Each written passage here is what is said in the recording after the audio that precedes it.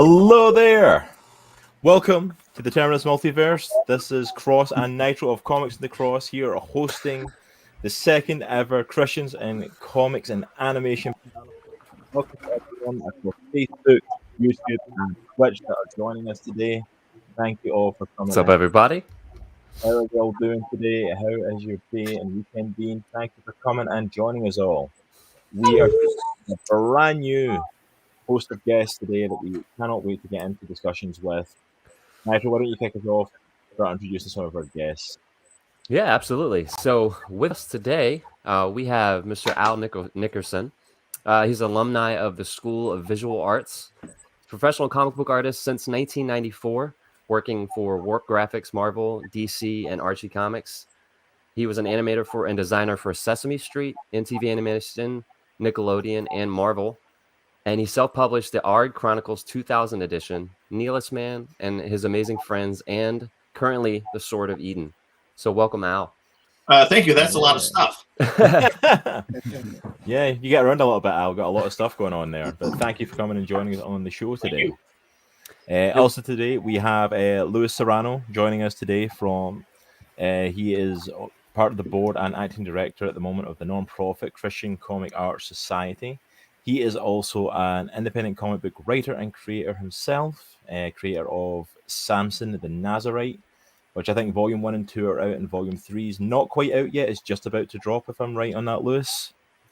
Yeah, it's coming out early next year. We're actually making it available for a couple more days. We had it at Comic-Con, San Diego Comic-Con. Nice. So I think 3 more days. Oh, awesome. But thank you for coming. Thank you for taking the time to join us today. It's an absolute pleasure to have you on the show with us. Yeah, we also have Ivan Anaya, a really good friend of the channel, art director and lead comic artist at Mercy Way Studios.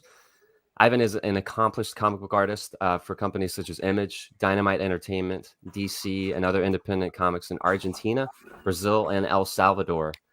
He's a creator of the series Fear Not, and he won an award in 2017 as the best children's biblical project in Germany. So welcome back, Ivan. It's good to see you, man. Hi, Nitro. I'm gonna pay you back for saying all that. Thank you. I accept small denomination. I'm just joking. Oh, thank you. Actually, I'm really humble and really honored to be in here. I just fanboying like everyone who's hearing, so I'm really glad and thank you for inviting. Okay, and I feel like I've got the short end of the stick with this next one here with the guys from Brainy Pixel, because like I don't have time to go into all the stuff that Brainy Pixel is completely up to. We of course have, I completely forgot how to say it again already. Michael, how do you say the last name? Tones. Michael Tones and Brandon Hollingsworth, the creative duo at Brainy Pixel Productions, whatever way you want to say it. These guys have got their hands in so many amazing things, from creating animated shows, from creating comic books, and the most probably critically acclaimed at the moment is their Cubkin series, which has been pretty much everywhere. Every time I see it post, you guys have managed to get it on another platform or something new happening with Cubkin. So massive congratulations on everything that's been happening with that show. It's been getting highly praised and well worth it. But thank you so much for both of you taking time out of your day to come and join us. Brandon, of course, is a creator who's also working alongside Ivan on the project Chronicles of Faith David as well. So we'll get a chance to talk to you a little bit about that joint project between you both also. Thanks for having us on, Cross. We're excited to be here. Yeah, thank you for coming and joining us both. And Brandon, we've talked to you quite a few times, but Michael, it's awesome to get a chance to talk to you as well, sir. Great. Thank you so much. Yeah, so we also have with us Miss Davina Krevinghaus. I hope I pronounced that correctly. She's the CEO of Words You Should Say Instead of Cussing. She is a social media influencer with over 383,000, that's 1,000 with a thou, followers on TikTok. And she's actually currently leading the Dominion Fall of the House of Saul Bible study. So welcome, Davina. Thank you. Thank you for inviting me. Yeah, thank you for coming on. Amazing TikTok influencers, really taking off on that platform. Thank you for coming to talk to two old men that have no clue about TikTok in any way and trying to educate us on it. So we greatly appreciate that. Somebody say more than two old men, Cross. More than two. But thank you so much. And then, of course, we have our crew from Terminus Media itself. We, of course, have Mr. Mark Stansel, the CEO, editor-in-chief of Terminus Media, Mr. Baron Bell, creator behind Dominion, Follow the House of Saul, and Daniel Hancock, co-writer on Dominion, as well as about 50 million other projects that he's involved in that I can't have time to go into right now because the man's ridiculously busy with all the stuff he's got going on. But thank you, gentlemen, all for coming and joining us again for this. We greatly appreciate it. Thank you all. Thank you, guys. Yeah, great to be here. Yeah, but thank you all for coming in. But this is actually a fairly special day as well, because this is not only the second ever panel that we're doing. That's exciting within itself, but this is also the official launch for Dominion Follow the House of Saul Volume 1. Yeah. Officially launching today. Yeah, it's officially launching, and we've had the opportunity, Nitro and myself, to check this out. It's an absolutely phenomenal story. These 3 chapters that we read, I still remember, like, way back when we first talked to Dr. Bill, is like he said, like, yeah, this is probably going to be like 3 issues, and then we'll move on to some other stuff.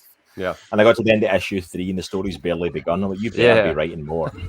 You better have been like having me on that this is the end. Like, we better be getting more stories. It's absolutely phenomenal. Yeah, it was awesome. Absolutely amazing way of gripping people's attention and to go into the story of King Saul and the story of what's taking place there. It's absolutely phenomenal. But we've got a great opportunity to talk to you guys about this as well. We've got Davina here to talk about the Bible study side of it, the Terminus Media crew to talk about the book. And we also have a couple of copies that will be given away to some special people today as well. I see lots of stuff we're giving away today, actually. Oh, we got tons of stuff. Oh, yeah, that's just the first thing. We got a ton of stuff getting given away today. We've got so many things. Woo! There it is. Look at that. Look at that. Gorgeous. See how thick that thing is, too? Look at that. Yeah. Yeah. This is like proper like heavy a big duty. fat And we do have sandwich. a lot more on the way, too. We're working on chapter 4 now, and we've got some big plans for where the story's going. So awesome. Looking forward to bringing more to you guys. Awesome. We're looking forward to checking out more of it. Honestly, it's just a phenomenal book, and I'm glad you're getting the opportunity to talk about it. I'm glad it's getting the success that it's getting. And what has the response been to Dominion so far from those that have checked it out, from where it's been going? Because it's been very, very surprisingly positive. If you can see on the back of the book, we got some really good endorsements. One from Barry Cook, the creator of Mulan. We got one of the actors from The Chosen, who actually also endorsed the book, and Rob Stotts, who will probably be on one of our upcoming shows, Christian in Comics and Animation. He's also a former DC Wildstorm comics guy who really loved the book as well. And that's been just kind of like helping open doors to a lot of different things. I was just on a radio broadcast the other day with Bill Martinez, who's a conservative talk show host nationwide. We've just been doing all sorts of stuff worldwide. So the response is very, very good. And it's just kind of amazing how global our book is being accepted. I think probably because we really don't focus so much on, different type of races and cultures. All of our characters are animals. So anyone can relate to an animal regardless of where you are in the world. So it's just been really fun to just be able to tell the story of the Bible in a new and different way that includes sci-fi and fantasy and spaceships, robots, animals, whatever, but also connecting it back to the Word of God, because we have a Bible study coming up with Davina, and then of course at the end of every book we have a study guide that takes you directly back to the Bible. Yeah, I mean, that's absolutely awesome. And Mark, just to pull on you for a little minute here, like, what was your this book has gotten a massive response right now, and it's obviously taken off really well, which obviously Terminus is probably over the moon about the fact of how successful the book's been. But what were your feelings when Baron first came and pitched this book to you? Hey, I want to do the story of King Saul in space. And they're all lions. And they're all going to be lions, and they're going to fight reptiles. just to be honest with you, it's like 2 years ago, before the pandemic hit and everything, Baron and I were talking, and we were talking about just kind of, we had this deep sense of, I don't know, dissatisfaction, right? And we both kind of said at the same time, we only want to do stuff from now forward that honors God and that glorifies God, period. And if it doesn't, we're just kind of not interested, and we can go do other stuff. Yeah. And so, we kind of, did the secret, the secret Christian brothers handshake, and we were like, we're going to do this, we're going to move forward with this. And so the first thing that Baron pitched to me was Dominion, and he's like, okay, Mark. So what I got is it's the story of King Saul in the Bible, the first king of Israel, and he only got the job because the people didn't want God to be the king anymore. They're like, give us a king like everybody else. And he's like, who's the tallest guy? Who's the tallest guy? Make that guy the king. And that's kind of what happened, right? So he's like, I want to tell that story about him, but I want to tell it as this huge intergalactic story and all the characters are going to be animals, and Saul is going to be this huge lion, and they're going to fly around in spaceships and use ray guns. And, what do you think? And I kind of sit there and, I'm the kid who grew up in the 80s and came home and watched, Thundercats and Voltron. Heck yeah. And I also watched Robotech, it's like huge robots and lions and stuff. So I'm like, we are totally doing this, man. This is great. So yeah, I was kind of an easy sell on this just because it's so different. And, we find ourselves doing the same stuff that's derivative of what everybody else is doing. Or if we're saying, what's popular right now? Let's do that. I don't think Christians that are faithful to God have ever been like the let's do what's popular right now thing, right? Yeah. Like every one of Jesus's disciples, they went into places and, man, they shook things up. And so that's what we really want to do with Dominion. We have a whole generation of people that is unchurched and has zero biblical literacy. When you say King Saul, they're like, huh? They've never even heard of this stuff, a lot of these folks. So this being sort of inspired by the biblical story, our heart's desire is that it's going to lead people back to the Word of God. And they're going to go check out the Word of God and read the story for themselves. Spoilers, things don't go particularly well for Saul, but it's right there in the title, Dominion, Fall of the House of Saul. So you kind of know things are going to go well. Not to mention the fact that, the book is not just for your garden variety Christian reader. Yeah. It's a fan book. Anyone who loves Star Wars, who loves Game of Thrones, who loves Narnia, who loves Dune, Battlestar Galactica, Robotech, like Mark mentioned, whatever. If you're a fan of anime, whatever, we've gotten great responses all across the board, Christian and non-Christian. Yeah. The book can sit next to any book in the comic book store and eventually any movie on the movie shelf. That's how we brand our product. It's just a good story that leads us back to the Bible. 100%, I would say, yeah. I think you've hit that bar pretty well. And like I'm a huge sci-fi fan. I've grown up like watching sci-fi. I grew up watching Star Wars, Star Trek, anything with star in the title or takes place in space. I'm generally a fan of it, and it's like, yeah, Dominion's right up there, and it's a really engaging story. It's a really gripping story, and I think you've done something really cool as well that you don't always get in the biblical text because of the way the Bible's written. You don't always get those personal like stopping points with some of the characters. You know what I mean? Like Saul's wife appears in this comic, and I'm like, I was talking to my wife the other night. Like, I don't even think she gets mentioned at any point in the Bible. One time, I think just a name, yeah. Yeah, like I'm like, does she even get mentioned? Like, I was struggling to even think, and then I'm Cross, like, hey, Cross, I heard there's a Bible study. You can jump in on that if you want.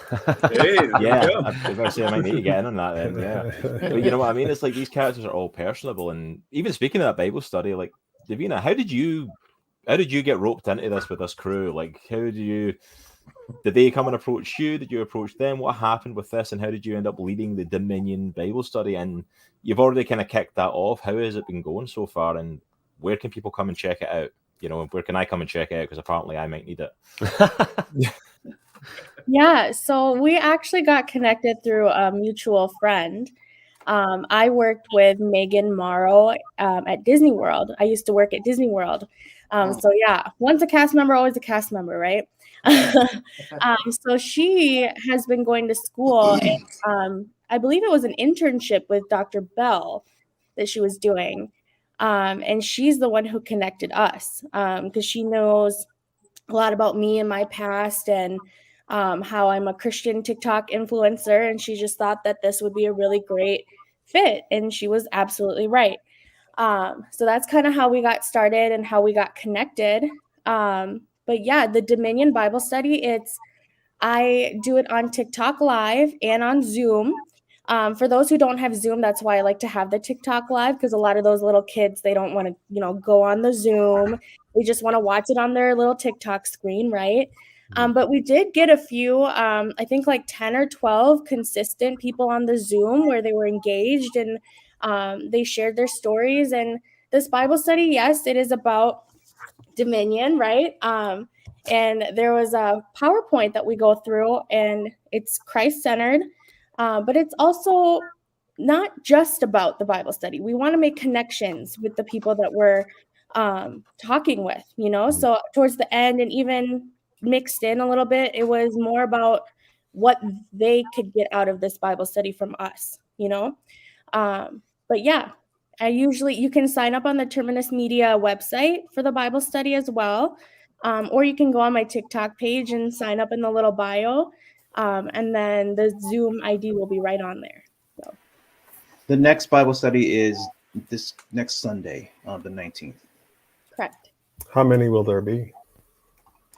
We're doing like 2 a month. So it's like bi-weekly. Okay. And have people been able to get the books for it? They go through Yeah, it? we have digital PDFs available for people to we send out an email beforehand, people who sign up directly, and then on the day we actually send an email out for people who want to have those specific pages that are dealt with in that Bible study on that day. Awesome. And Davina, do you do any other type of like comic stuff in your Bible studies, or what are they generally? I don't actually. I've always been kind of a little bit of a nerd in that area, so I jumped right on this gun. But my TikTok is mostly words you should say instead of cussing. That's kind of my staple, which I can talk about a little bit later. But yes, that's kind of my staple, and a lot of Christian. It's the trends that are going on in TikTok, but Christianized. I always want to make it, that you don't have to fall into the worldly things. You don't have to follow all the trends. You can make it Christianized and reach other people and still have fun. You don't need to be a part of the world to have fun. You know what I mean? So that's what I try to portray in my profile. Nice. Well, that's what the Apostle John was saying, like in his first epistle, right? You're not supposed to love the things of this world. So, but you're mostly talking about the content as opposed to the actual medium, right? So TikTok in itself might not be bad, but the stuff on TikTok would be not so great. Correct. And some of the trends, some of the music that are being used, doesn't really glorify God. But a lot of Christian creators on there as well, myself included, we change up the lyrics, to make it Christianized. And it's kind of fun that way. And then you get Christians on board and like, well, now we can participate in this trend, right? And then it shares God's word in that way as well. Nice. What are some of the top words to say without cussing? So there's over 200 parts of the series that I've done, but they all have their own little themes. So I've done like video game themes where it's like, what the Fortnite instead of the shove it up your Among Us, what the Halo. So I guess I started this because I used to cuss like a sailor, and it was really bad. And when I started drawing nearer to God, I was convicted. I was convicted hardcore. And I couldn't stop just like that. And it was really hard to. So I just randomly one day I just did a video because I wanted to make it a little bit more fun for myself. How can I stop cussing, but like make it fun as well? you know. So that's when I created the words you should say instead of cussing, and it just took off. Nice. Yeah, so you guys Davina, can was see that- there a little bit of Davina, was some of that, the TikToks there. Hey, Davina, was that cursing like a sailor? Was that all Disney influence? Can you blame it on them? You know, working at Disney did not. Oh, I loved working there, but the behind the scenes, yes, it caused me to curse quite a bit. Yeah, it's very hectic over there behind the scenes. But yeah. Davina, is that 6.8 million likes on your channel there? Yes, This is crazy. Yes, sir. Yes, I just gotta get over the 383,000. I'm like, that's insane numbers. Like that's crazy. Thank you. That is absolutely awesome though, and congratulations on the success that you've had in TikTok with it. And Thank you know, you. congratulations on finding a niche with that. Like obviously starting off with the words to say instead of cussing, and it's kind of taken off from there. It's like, but that's absolutely awesome and definitely worth the success. And yeah, definitely, guys. If you saw up there on the video, Dev Crevinghouse is the link at TikTok. Go and check it out. Go and drop Davina a follow there. And of course, she has the Bible study coming up. So if you want to chat to her about the Dominion Bible study, then that is also there as an option. We are actually going to go ahead and give away a copy of Dominion Volume 1. Uh-oh. If you are not signed up yet, let me find the right thing. There you go. terminusmedia.com/events. This is your chance. Go sign up right now. I can add you to the wheel quickly. And I'll just tell you guys again, Dominion Volume 1 includes the first 3 chapters of Dominion. It's got all kinds of awesome bonus features. It's got Bible studies like we're talking about are in there as well. We got galactic maps and all kinds of stuff you haven't seen yet, like process art. So definitely check it out, and it's available at terminusmedia.com. So I just laughing at for all of you who don't win it here in a second. Right? So I just having a laugh there. We've got Rob Stotts in the Facebook chat, who's asking for a sketch of creators draw other competitor properties live. Yes, 100%. If we probably won't get that today, but that has to be something in the future we do. What up, Rob? All right, let me pull up our wheel. No other names added to it. All right, let's see. The winner of, and it's going to be a signed copy of Dominion, I believe. Is that correct? Yeah, I just wanted to check that before I actually say it, and then, you have to sign it because I've already told people. Let's do the spin, and let's see. James Debro, congratulations. Nice. Way to go, James. I want a signed copy of Dominion Volume 1. Congratulations. We'll be reaching out to you regarding that. That's one of my alts, Cross, by the way. That's one of my alts. Oh, that's one of yours? Okay, Brian, I'll drop you a message later. Wait, we can create alts? All right, just give me a minute. Yeah, I was going to say, give us a second. We can do that? I want one. Nobody told me that. But thank you so much for the Terminus Media crew here. I believe some of them are going to have to duck out at the moment, and I've got some other stuff on. Maybe back later on. Hopefully we'll see you. If not, thank you so much for coming in. I know Dr. Bell's dipping out. Are you sticking around, Daniel? Or are you dipping out as well? I'll be back. I'll be back for the Q&A. We'll talk later. Yeah, Daniel will pop back in later. But thank you so much for joining us, guys. See you guys. Appreciate it. Take care. Have a good day. All right, and let's throw this up. Oh, are you taking off as well, Mark? I can't hear you. I think you're on mute, Mark. Mark, you're muted. Can't hear you. Channel. Hey, if I unmute myself, it works. There we go. No, I was joking around. I was like, I thought those guys would never leave. It was so funny because on our side, all we saw was. Now we can really talk. All right, but thanks so much for the Terminus Media crew for that. Congratulations again to James Debro. But we are going to move on to talk to the first of our very special guests and creators that we have here today. And we are going to be talking to Mr. Al Nickerson. Amazing. Al, thank you so much for coming and joining us here today. Al, currently the project that he's been putting out and has been working on, we've got up on screen at the moment, if I can speak, The Sword of Eden.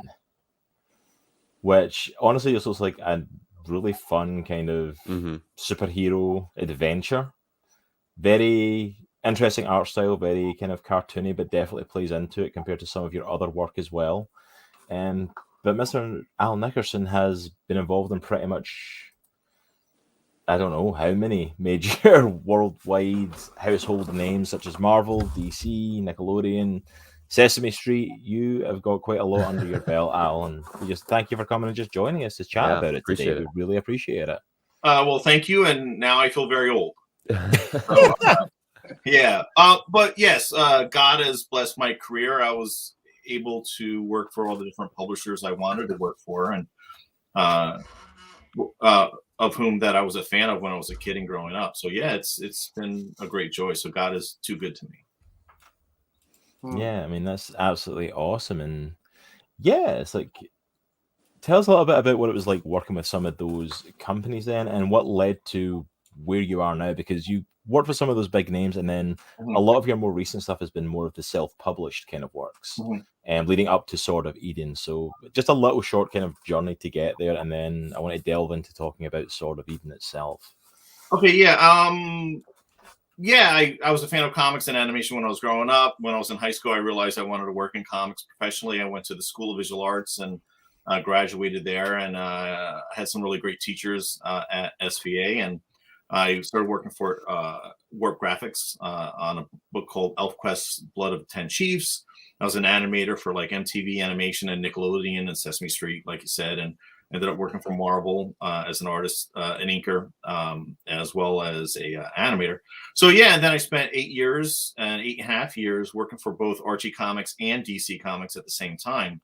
But the whole process,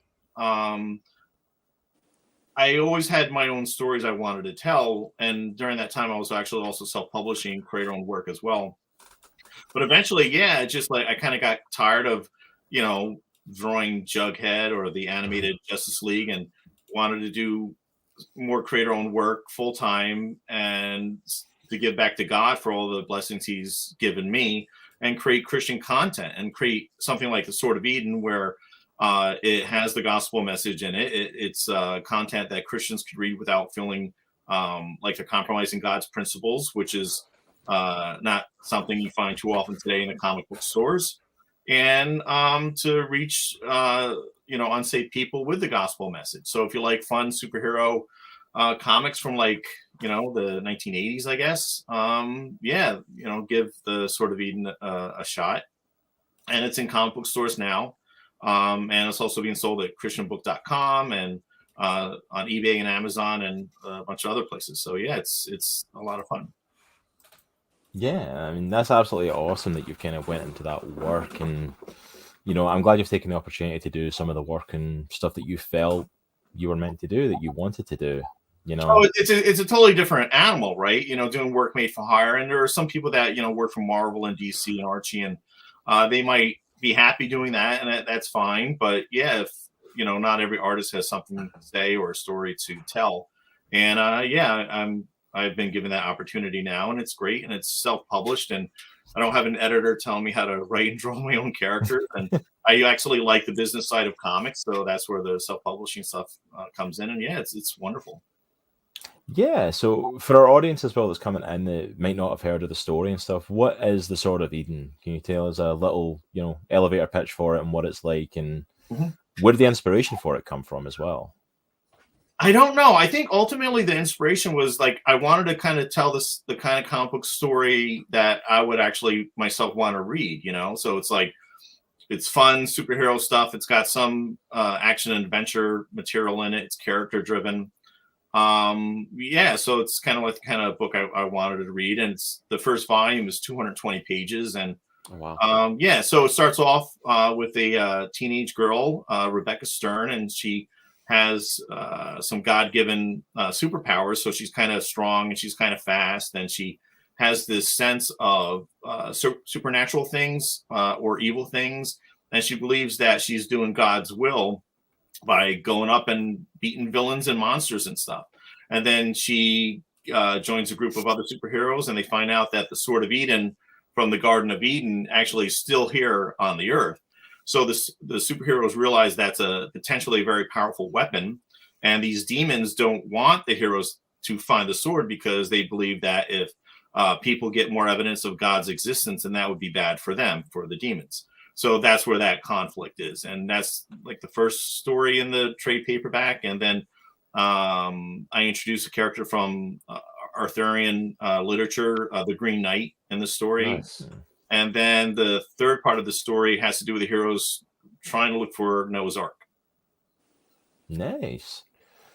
So that's really interesting. Like, what made you decide to go into stuff like you mentioned, like going for the Green Knight from Arthurian legend? Like, obviously you're drawn from biblical stuff, like, you know, the Sword of Eden itself, the, you know, looking for Noah's Ark.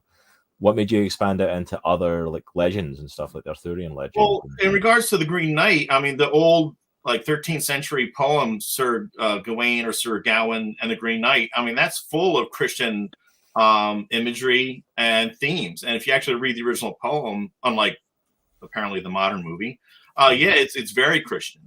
And I always wondered what happened to this guy, right? So the Green Knight, he's all green and he can't be hurt, and they chop his head off and he's still alive. And I'm like, whatever happened to that guy? Like, does he ever get sick? He can't get hurt. Is he still alive? So I always wanted to tell a story about him. So I threw him in. Actually, you can kind of see him in the background over here on a print. Yeah, so I put him in the story, and we found out what happened to him. And yeah, and the Ark, you know, Noah's Ark. I mean, yeah, it's kind of a fun little story to tell.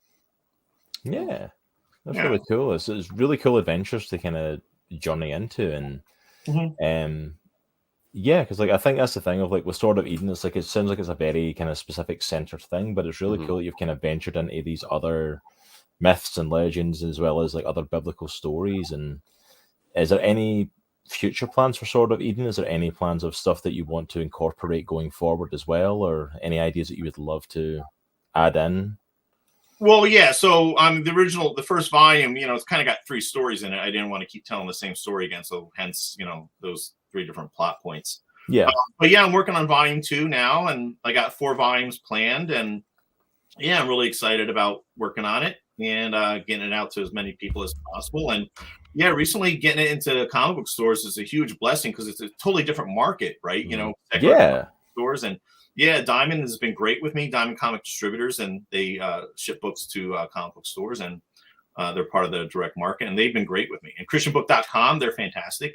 So yeah, I imagine there's 2 different types of readers, you know, going to either ChristianBook.com or going to into a comic book store and ordering the book, or actually seeing it on the shelves with, you know, X-Men and Batman and stuff. Yeah, I mean, there's no one denying that that's a massive get as well, especially for a Christian comic creator with a comic that is so inherently Christian based. It's like, it's not like you can't really pitch it in any other way. Like, no, it's definitely a Christian story with Christian elements, biblical stories to it. And to get that in regular comic book stores, that's a massive, you know, get. That's a massive win.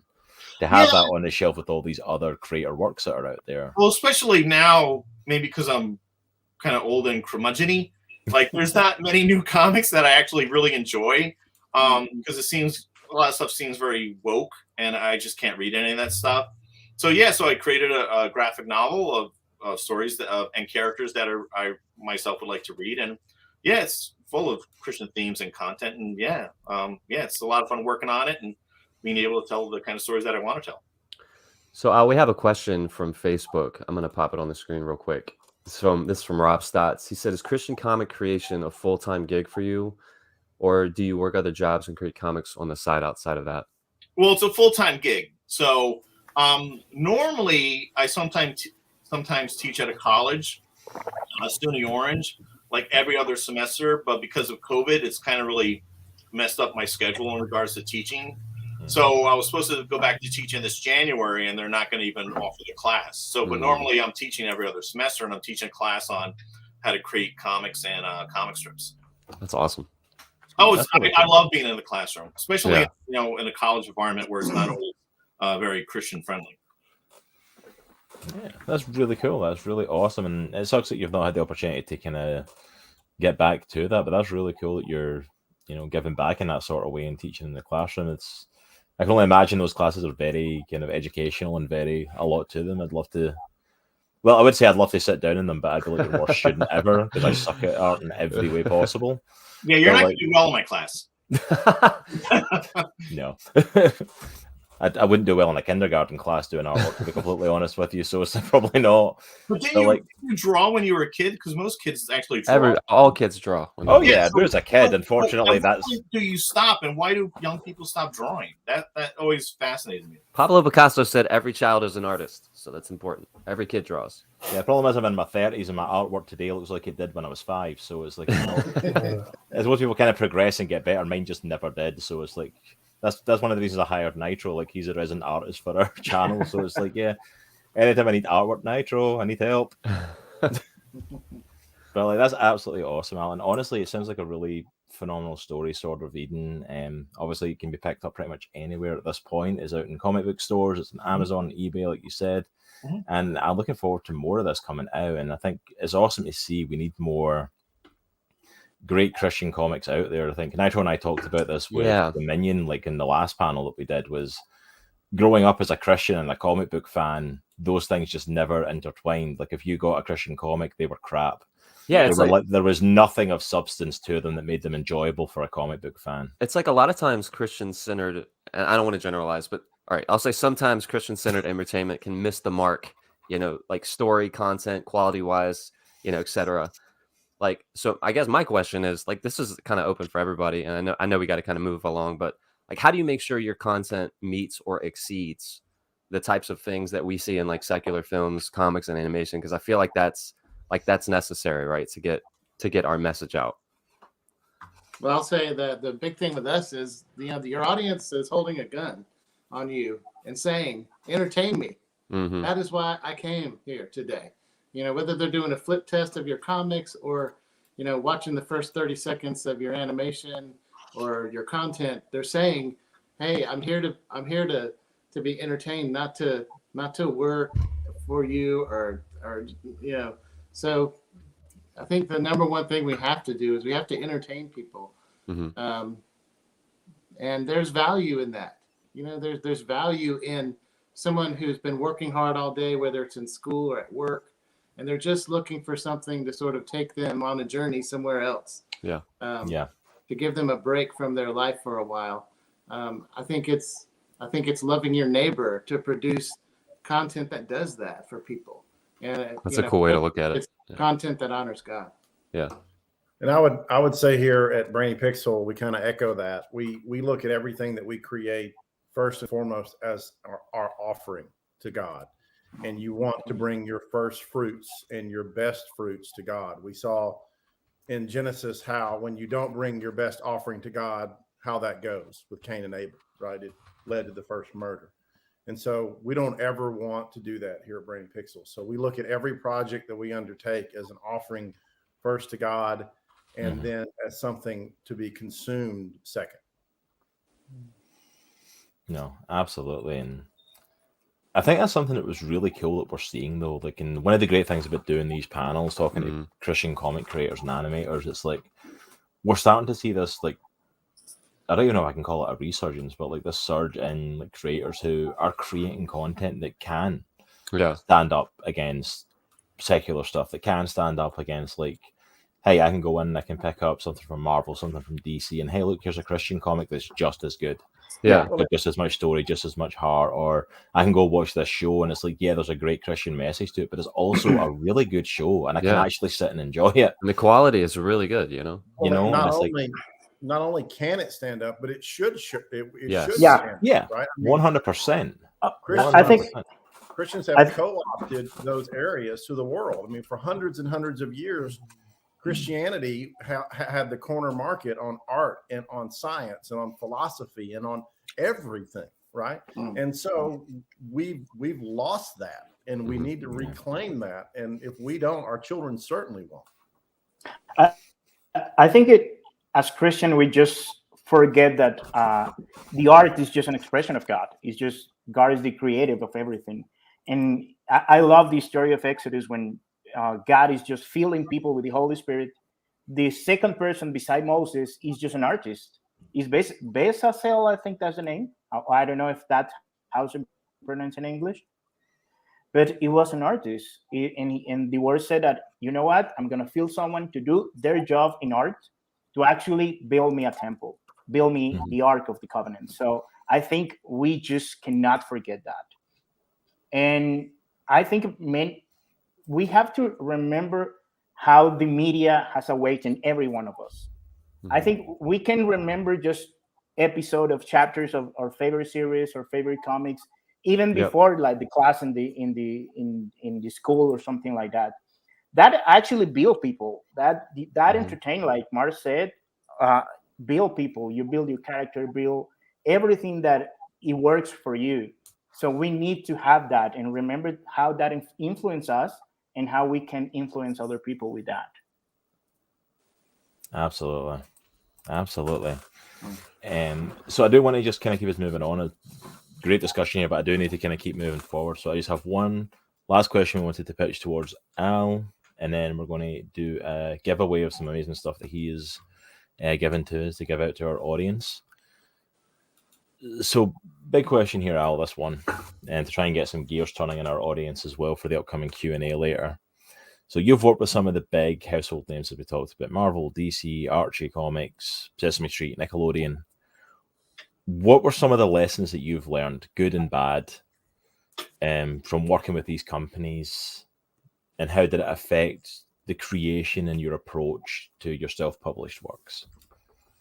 Well, what I tell my students is that if they want to do work made for hire, if they want to work for Marvel or Disney or DC or Archie Comics, whatever, I don't think there's necessarily anything on the surface very unethical to, doing that. So if they just want to be an animator for Disney or an inker for Marvel or whatever, I think on the surface that's kind of fine.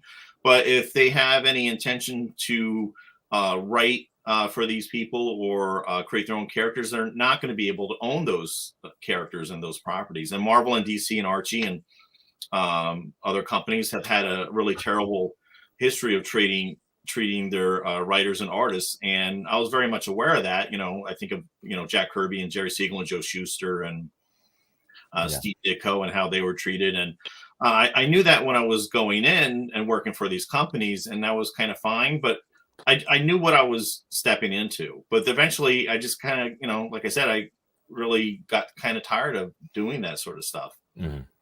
So it's, I've always been very outspoken about comic book creators' rights, and I've always been, because I've been very much aware of, our history.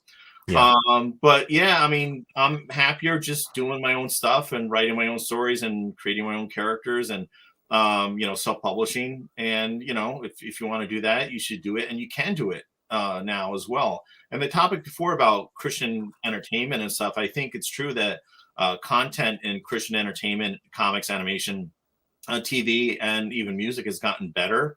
The problem is trying to get that content to your audience as quickly as possible and without dealing with other people as much as you can.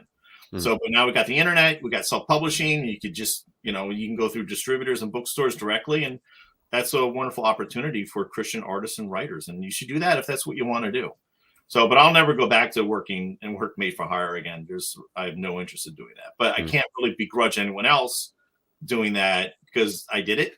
No, absolutely. And I think that's it. You kind of like you were saying, like you need to find what works best for you. If that's what you want to do and work for somewhere like Marvel, DC, whatever, and are more work for hire, like that's not necessarily a bad thing. But there are also a lot of people like yourself who are starting to find that self-publishing and self-creating stuff is a brand new way to go. And there's a certain creative freedom that comes with that, not just in owning your own stuff, but in being able to get your own stuff out there.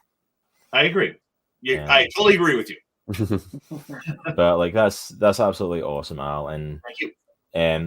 We're going to have to push forward some of our other guests, but Al is sticking around. We do have a Q&A later, so if you have questions that you want to direct towards Al, please keep them saved up. We're going to launch them at him during our Q&A session and get his opinion on a few different things. But to wrap up his session, Al has actually given us an amazing giveaway, which is a Sword of Eden poster that is going to be signed by himself. Nice. And so we are going to give that away to someone who has signed up in our giveaways.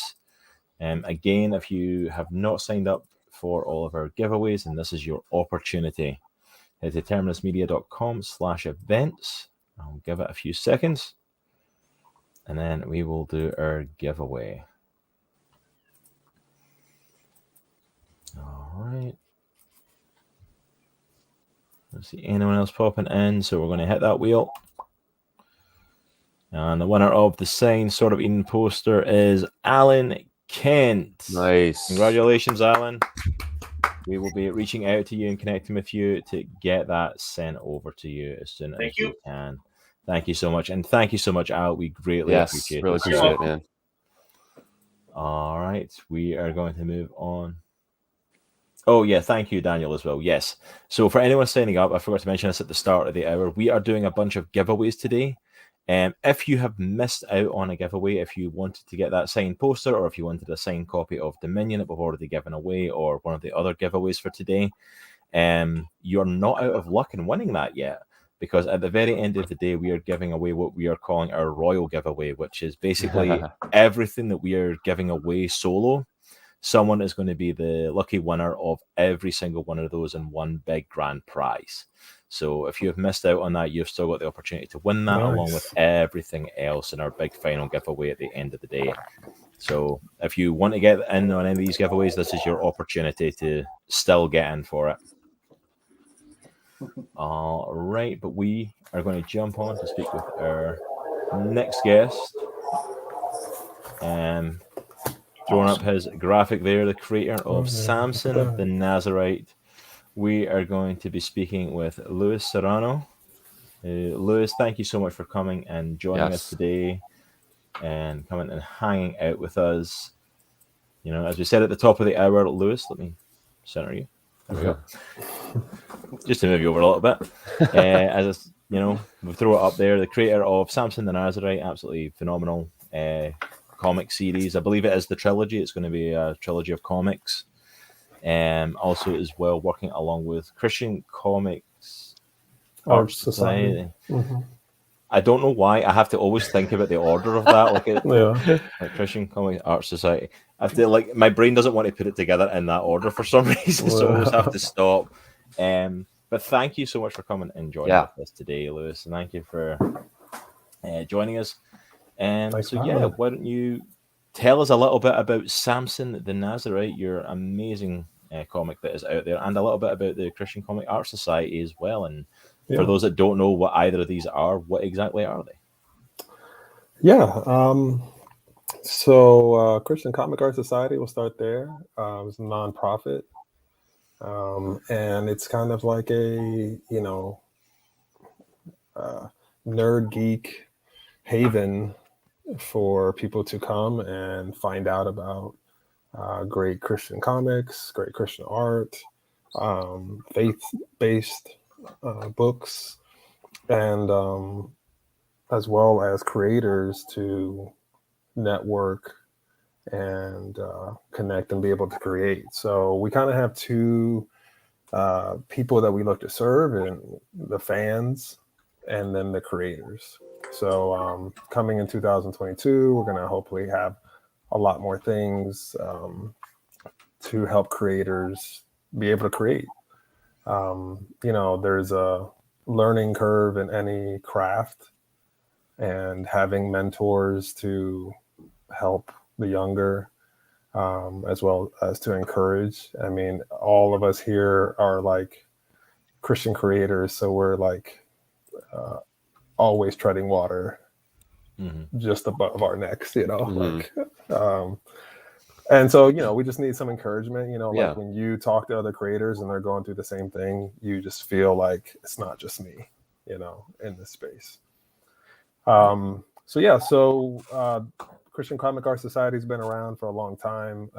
We go to conventions, San Diego Comic-Con, WonderCon.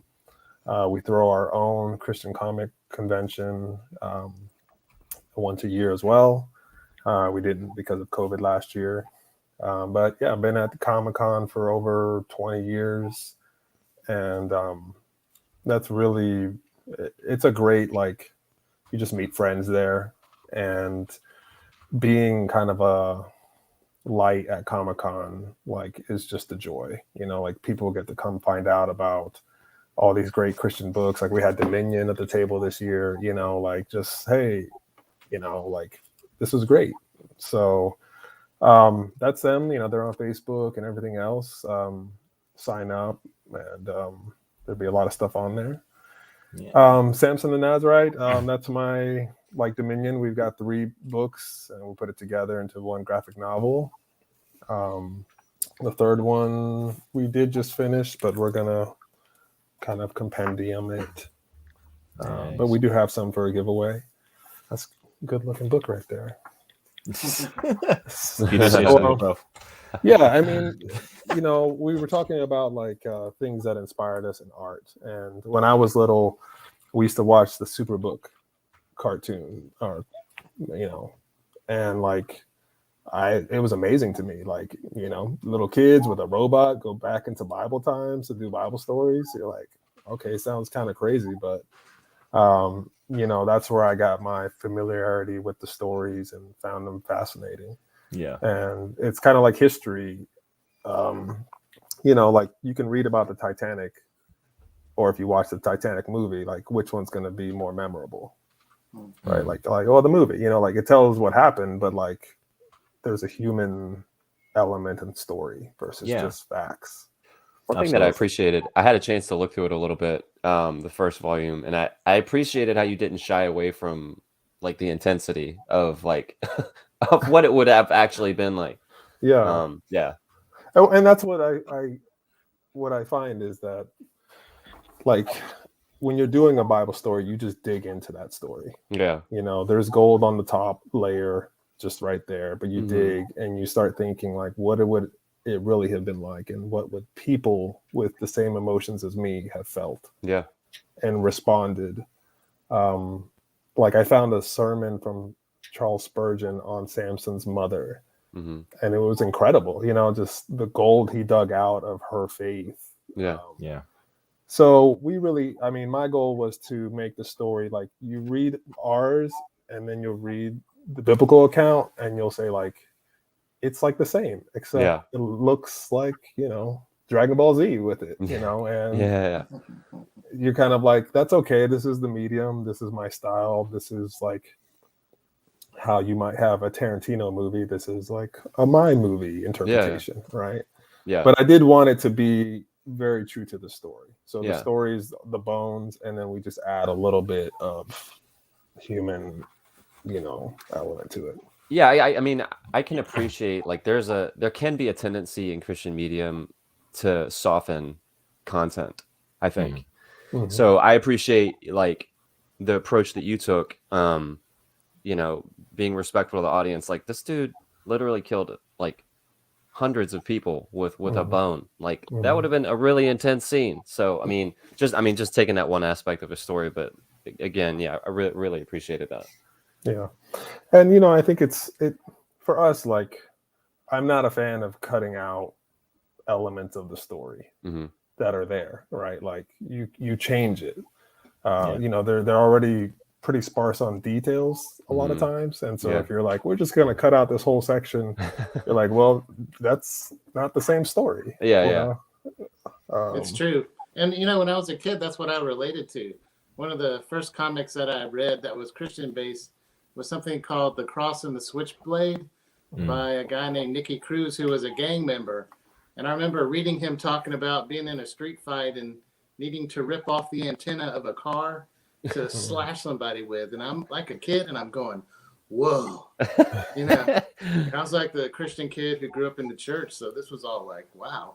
Yeah. And then he tells his faith story about how, you know, he came to Christ and everything. So, you know, when we show those stories in their sort of action-packed, visceral realness, I think it definitely appeals to guys. And but, you know, when we develop the characters and the storylines, it appeals to everybody because everybody loves a great story. And, you know, the story that you've told of Samson is just phenomenal. It's amazing.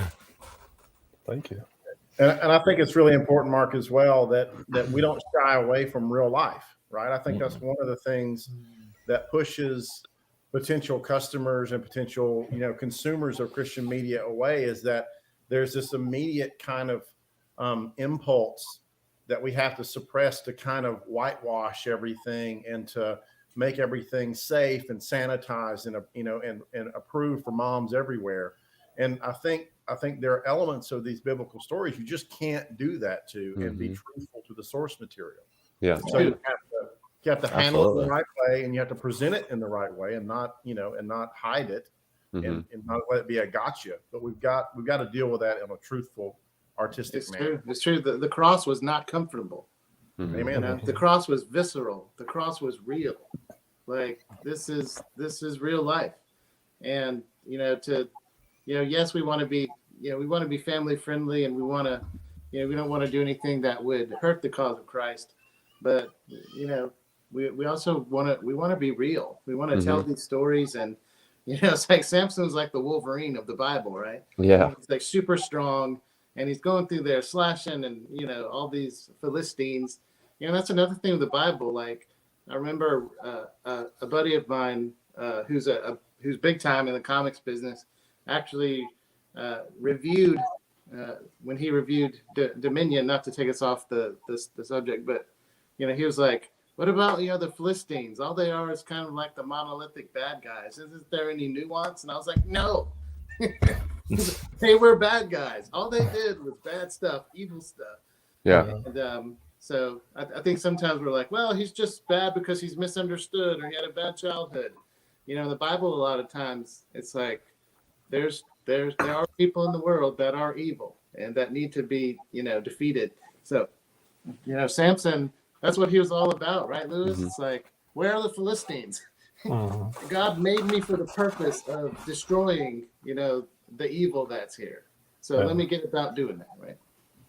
Yeah, absolutely. And I mean, he's defending his people in a very violent time. I think for me, this project's been like a decade. I don't do this full time. I've got a job, I've got a family, I've got writers schedules, artist schedules to hone in on. I got waiting for budgets, so for me, this is really like, hey, persevered, because it's not just quick and easy to do. But diving into the story, right? Like the general consensus on Samson is like, oh, he was like a bad guy. Like he's looked down upon, which I found like the opposite of like, we sit here in 21st century peace and are like, hey, you in a totally different time and place shouldn't be acting that way, right? Like that's like, I have these glasses on that I'm viewing it through, and so you find Samson in Hebrews is listed as one of the people in kind of the Hall of Fame, and we always kind of say like, look, these people in the Bible are flawed, but like we also then don't accept them. Like that's the point. They're flawed and God is still with them. Yeah. And guess what? I'm flawed and God is still with me. Absolutely. But like we need a savior. That's why. Yeah. Because we're all flawed, right? So I feel like the main thing is make something that you enjoy and you at least have one person who likes it, right? Yeah. And more than likely more than just you. Absolutely. And kind of a question we had to set aside, and I think it's a good segue into that is, so you've done the work on Samson, the Nazarite, you've got this trilogy out, and you also had an award-winning script that became a mini-series on Gideon. And you've very much got obviously your two main ones that you did there are both out of the book of Judges. And it was just a kind of curiosity to me of what was it that drew you to the characters and Judges, to these men that that these were the ones you wanted to focus on. Yeah. Because they're great stories. Oh, absolutely. I love the story of Samson and the story of Gideon, but what was your thoughts on the book of Judges? What was the inspiration for them? Yeah, so Samson was, I was listening to an audiobook, which I like to do in the car when I'm traveling. I think it was called like The Lion and the Honey. and they were just diving into the Samson story, and it was just fascinating. And so that was kind of the spark. The Gideon, they were just having a writing contest to do a story on Gideon in any format. And so very last minute, I jumped into that, but was very glad that I did. And it was a nice tie-in because there's kind of we believe the same character in the Samson story kind of shows up in the Gideon story because it's just the intro. Mm-hmm. It's the angel of the Lord character. We have him here in Samson. It's a sick panel, by the way. It's not really focusing. Sorry. Anyways, so yeah, it's he a shows really up in cool the image, though. Gideon Yeah. story too, and has very similar like going up in the sacrifice. So that was a nice tie-in. I feel like you kind of have a list of stories like I'm going to tell this and then this and then this, and so I felt like eventually it'd be nice to maybe do a nice David story, but Mhm. I'm like, that's such a long, big thing. Like, I'm not ready for that. Like, Yeah. that's like a Game of Thrones series, you know? So we're gonna do a few more minis. Probably do a Joseph story next that I'm Okay. excited about. So I just feel like if the character and the story is fascinating to me, then I like the Titanic. I want to jump into it and like live it. That is absolutely awesome, and because it was just something that really stood out to me that you'd focused both those stories on judges, and I was wondering if there was just a connection there, and it's like, but yeah, absolutely, I can see it. Samson's just such a phenomenal story, such a great tale to be able to tell, and I think it's one of those stories. It benefits from a visual medium, like getting to see it like laid out like that, and then absolutely. And then the story of Gideon, like I always refer to that as the real 300. Yeah, exactly. Yes. Like the story of 300. Like, yeah, there was 300, but they had all these other people. No, Gideon literally had 300 to go into this fight, and it's like they're both. Right, and you can imagine it, right? Like, oh, this is cool. Like, I want to jump into that. Like, tell that to me. I just love the conversation that he has with God. He's just like back and forth. I He's feel like, his no, anxiety. but for real though, just one more sign. I would really appreciate it. I know you made it wet, but can you make it dry this time? Yeah, it's like just one more sign, and I'm like, it's like, yeah, that's too many people. We're going to get rid of all these people. Make them do this. Yeah, okay. I saw what you did there, but just hear me out. That's like Abraham. So instead of 1,000, how about just 10? No, absolutely. They're phenomenal stories, and I look forward to it, like having to get the chance. I've not had the chance to delve into volume 2 of Samson the Nazarite yet, but I'm definitely going to be delving into it. And also, by the way, like the art style in it is just phenomenal as well. It's amazing artwork to go along with a great story. And yeah, like I'm looking forward to seeing what comes next. And we did have someone in chat asking, like, we've got the links for like Samson. Where can you pick up the Gideon miniseries? Is that something that's available?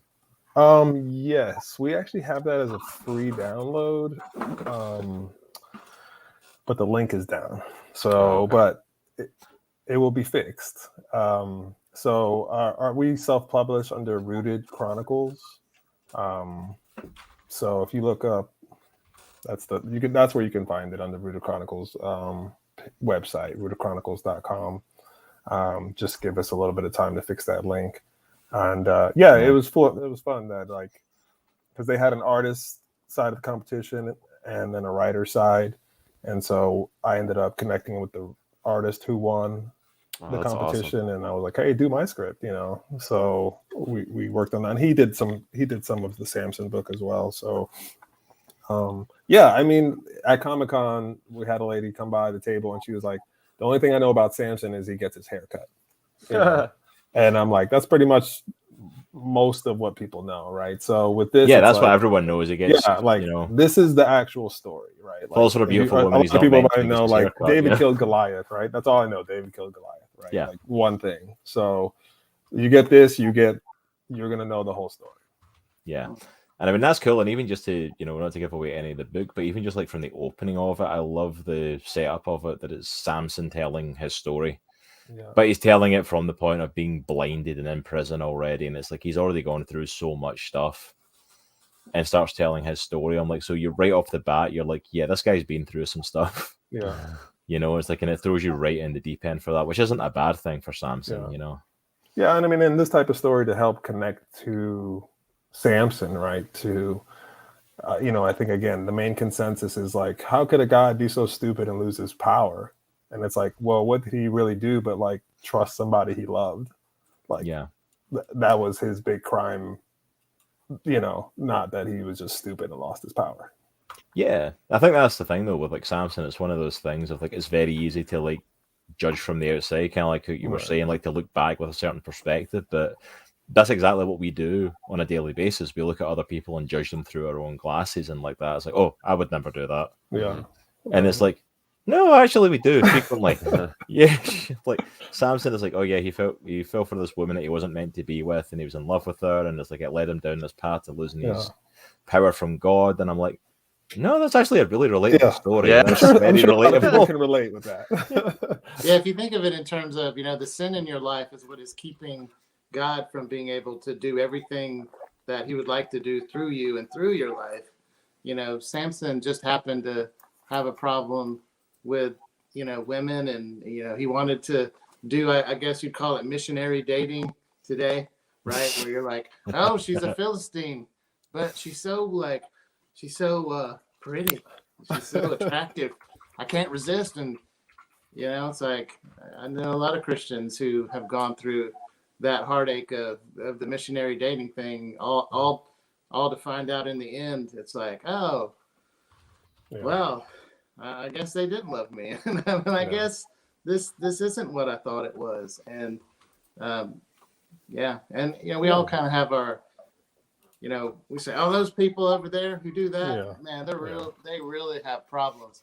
But, you know, we have our own stuff that, our little kind of pet sins that we kind of like are like, hey, you know, this isn't so bad. But it's holding us back like it held Samson back. Yeah, and I mean, and this end of redemption, right? That even going through mistakes and having all that, like, you know, God didn't ultimately leave Samson, you know, and still used him, you know, flaws and all. And hopefully it's like, okay, well. If you've ever sat there and said, you know, God is probably tired of me. Yeah. You know, I probably screwed up. You know, that one last time where God's like, I'm done with him. I'm done with her.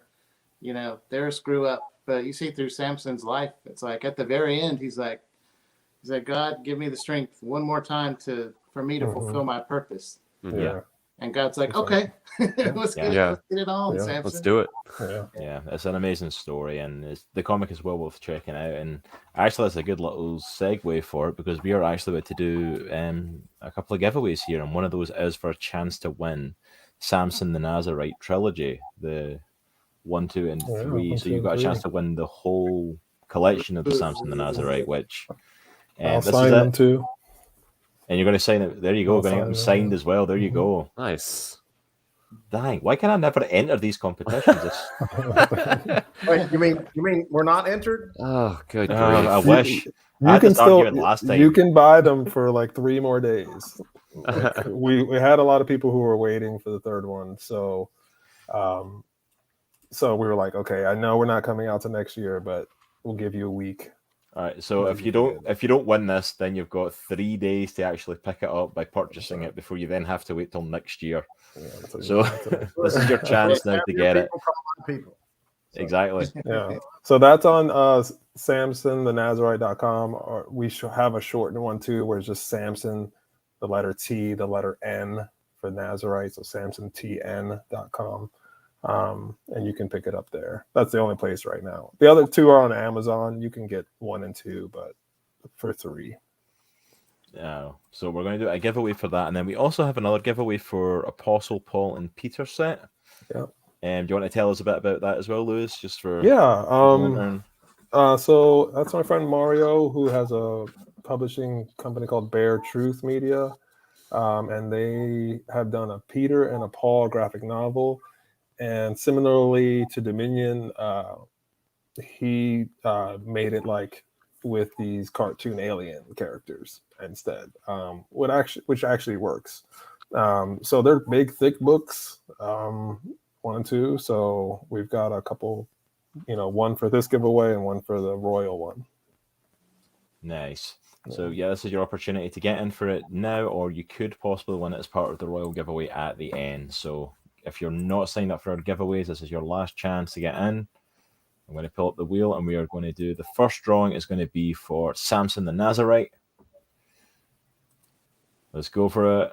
And the winner of the Samson Nazarite trilogy is Adam McCurdy. Congratulations, Adam. Well done. You've won the signed Samson the Nazarite trilogy.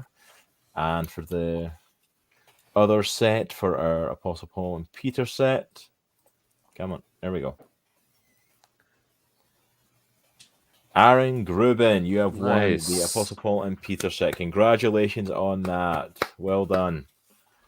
So thank you so much for people entering for that. I am not jealous in the least. No, not at all. Not even a little bit. Not even a minute little bit. But thank you so much. Thank you so much, Lewis. Thank you for coming on and talking to us about that. Thank you, man. Appreciate it. Lewis is going to be hanging around with us. So if you've got any questions for him regarding Christian Comic Art Society, regarding Samson the Nazarite, regarding the upcoming Joseph project, the Gideon mini series he did, get it in for our Q&A at the end here. We'll be going back for a little while, but thank you so much, Lewis. All right, so on to our next guest, Nitro. You want to take over for them? Yeah, let me do the intro video, I think. Do we have an intro video? Yeah. No. Okay. We have a video. We got the... No. Wow. To our friends at Brainy Pixel Productions. Just a few things going on there. Yeah. Just a bit. Just a few things in the works at the Brainy Pixel. That's just the ones we can talk about. There's a busy people here. You guys want to talk about a little bit about what you guys got going on currently? Brandon? Yeah, sure. Cool.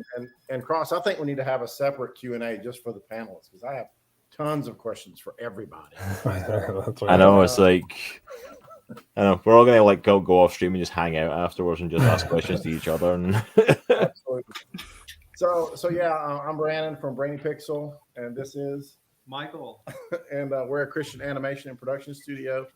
And so we've got a ton of stuff in the works. We love doing comics. We love doing books. We love doing animations as well. Currently, as Cross, I believe, said earlier, kind of our flagship product that's out there right now getting a lot of media attention is Cubekins, which is a 22-minute pilot for an animated show. That's the way we pitch it.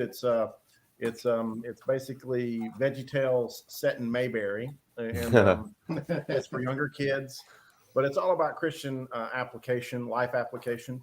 So we have these silly little characters, and they're trying to live the lives of Christians, just like all of us here on this panel are. You know, we're just normal people, and we're trying to live our lives the way God's word instructs us to do so, but we encounter problems. And instead of looking to, the world for our solutions, we look to this thing called the Bible, and so in prayer and Christ. And so that's what our show is about. It's on a bunch of different streaming platforms. I think we just signed our 16th streaming platform. Is that right? I think. Wow. Yeah. Hey. So 16th streaming platform. It's also on Amazon Prime. It's on Vimeo. You can go check it out there. It's on christiancinema.com. So any of those major platforms, we're on those. So I want to give a shout out about the international reach for Cubekins and some very interesting statistics that we're watching our YouTube watch times in different parts of the world, and we're watching just how it's being picked up and responded to, and we really are finding that the developed nations, Australia, United Kingdom, even the United States, the watch times are not always that great. But you get into lots of parts of Indonesia and Africa and Brazil and Mexico, and we're getting 60, 70, 80% watch times on some of our animated shorts. And YouTube's not great for the full length show yet. That's really a 20-something minute show is a big commitment on YouTube, but the 3-minute song videos and things like that. So yeah, we're just learning that the developed countries are not as receptive, but the Bible has always reached the poor, the needy, both in physically and in spirit. Mhm. And we in the Western world have our time and our hearts and minds so filled with the world that many people just simply, we don't know if they're looking, if they're receptive to it. So we hope to make an impact for kids and families in the developed world, but we're seeing that the rest of the world is grabbing onto it a lot more quickly. Mhm. And we're excited that Sat7 in the Middle East has decided to translate us into 3 Middle Eastern languages. Oh, that's awesome. That's Wow. great. That's an exciting move for Cubekins. Yeah, that is really exciting because they're translating us into Arabic and going to be broadcasting into Saudi Arabia, which is Wow. Wow. Christian, into Farsi and broadcasting into Iran, which is another restricted country, and into Turkish and broadcasting directly into Turkey. And so we're really excited about That's that. so cool. Potentially, we're going to have gospel programming, Christ-centered programming in the native language performed in a really spectacular way, going right into the houses of those children who would be arrested and maybe killed if they had a Bible. So that's so awesome. Yeah, they can't send overt like biblical content, but they can't send like the Bible into those countries. But if it's a show that happens to talk about Christ or God or the Bible, that seems to make it through the filters. Mm-hmm. And then just this past week, we were super pleased to announce our first DVD just came out, where we are actually now finally, after a year and a half, able to talk about the fact that we're partnering with Mark Lowry, who's a pretty famous guy in the Christian gospel space, the guy who wrote Mary, Did You Know? He's a Christian gospel singer and comedian, and he is now going to be Grandpa Mark in the next episode of Cubekins. That's awesome. So really cool. That.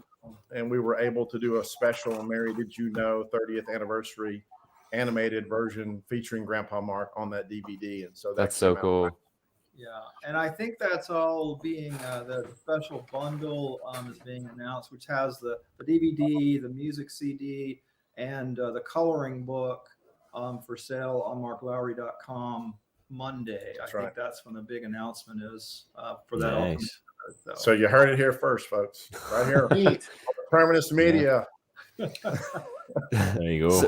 So we've had a lid on that for about a year or more on working with Mr. Mark Lowry, and we just excited to reach out to his fans, and he's an amazing man of God who really has a heart for spreading the gospel.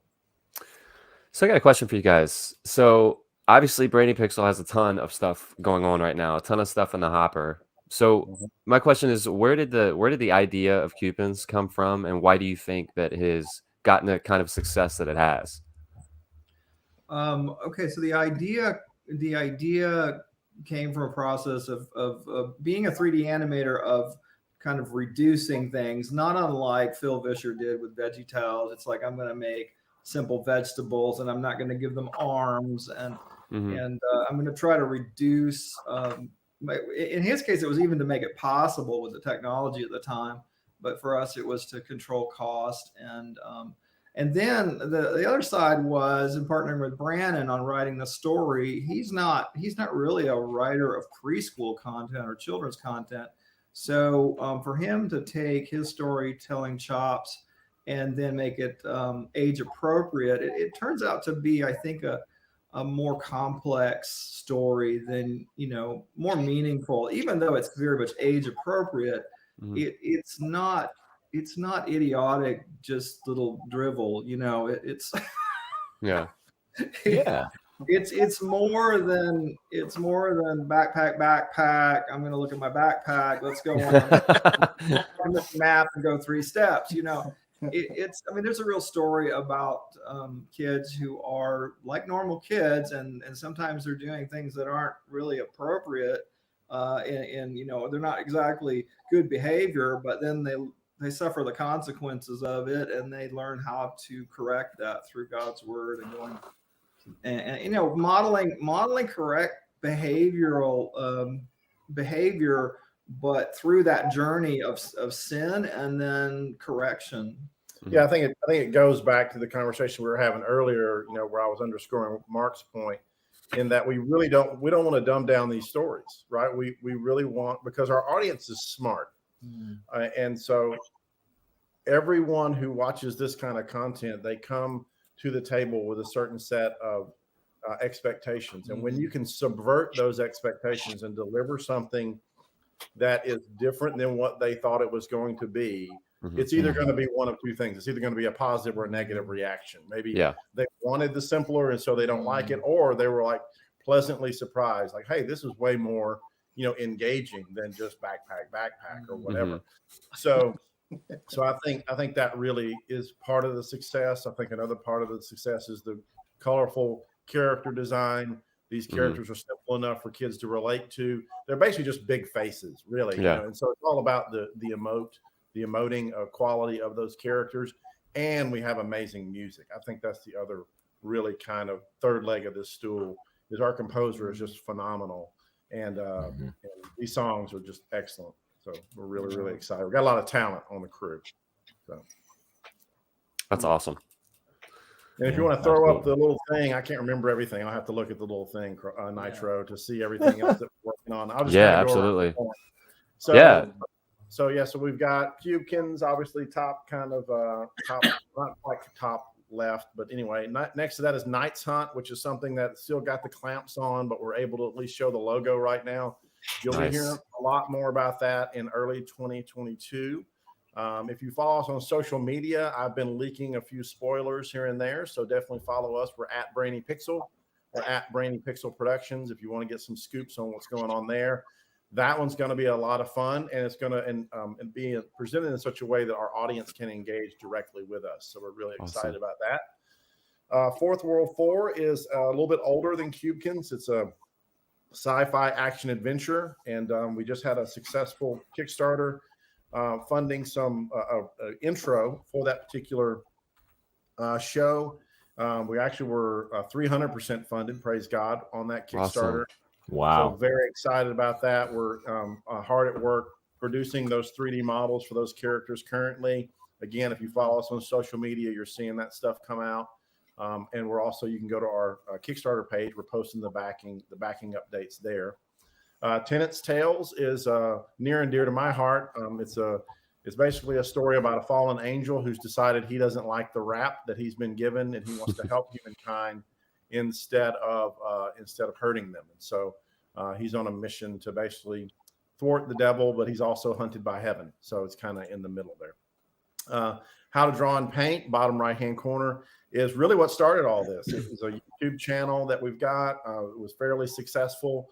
It's still out there today, and we teach little kids how to draw and how to paint. And so it's pretty exciting for those young kids. And it goes back to some of the earlier comments that we've been talking about here about engaging that next generation and teaching them how to utilize their gifts for God's kingdom. I do want to point out that YouTube channel also has over 50 million views, so that's nothing to shake a stick at. Yeah. Thank you. Wow, that's amazing. Yeah.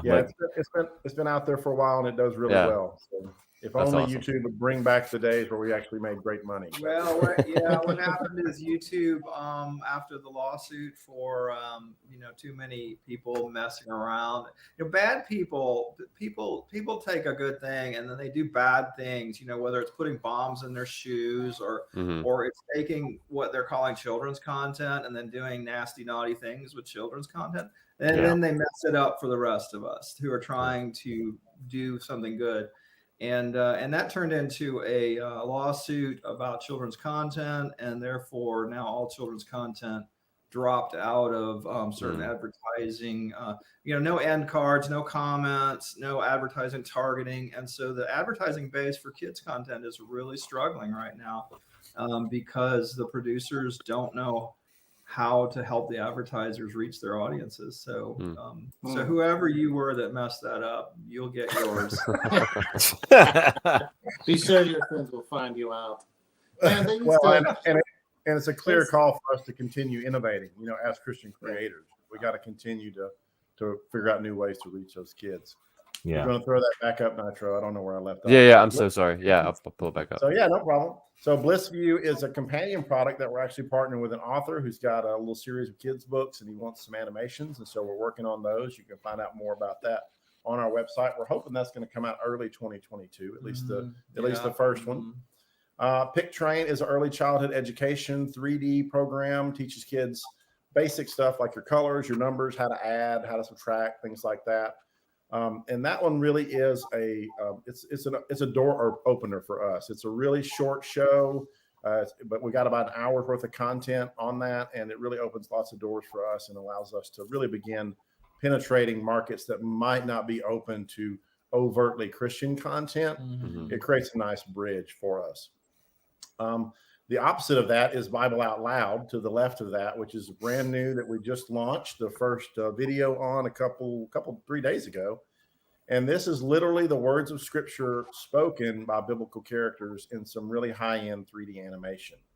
Our goal with this product is to potentially use it as a study tool, as a discipleship and evangelism tool. We're already working on getting it translated into multiple languages as well. And we're really excited. It's like an audio Bible book with video. Yeah. It's awesome. Like you have Paul, it's a cartoon Paul speaking what he spoke, but it's actually right scripture, and we're going to have Jesus speaking the words of Jesus, and it's not really a Bible adventure. It's simpler than that, but if you just really want the scripture, but you want it in a new, slightly different way that's entertaining. And lots more coming on that in 2022 as well. I think above that was Heaven's Hammers. Is that right, Nitro? Yeah. Yeah. So Heaven's Hammers is we're partnered with this wonderful man who's above me in the cube world here, Mr. Ivan Anaya and Mercy Ways. Very excited about that. It's a companion piece actually to Tenet's Tales. It's the same universe, but different characters. So a little less dark than Tenet's Tales, a little more kind of 4-color action adventure. And so very excited about that comic. We've got one out currently and more on the way. And then Divine 9 is kind of like Avatar: The Last Airbender, but Christian.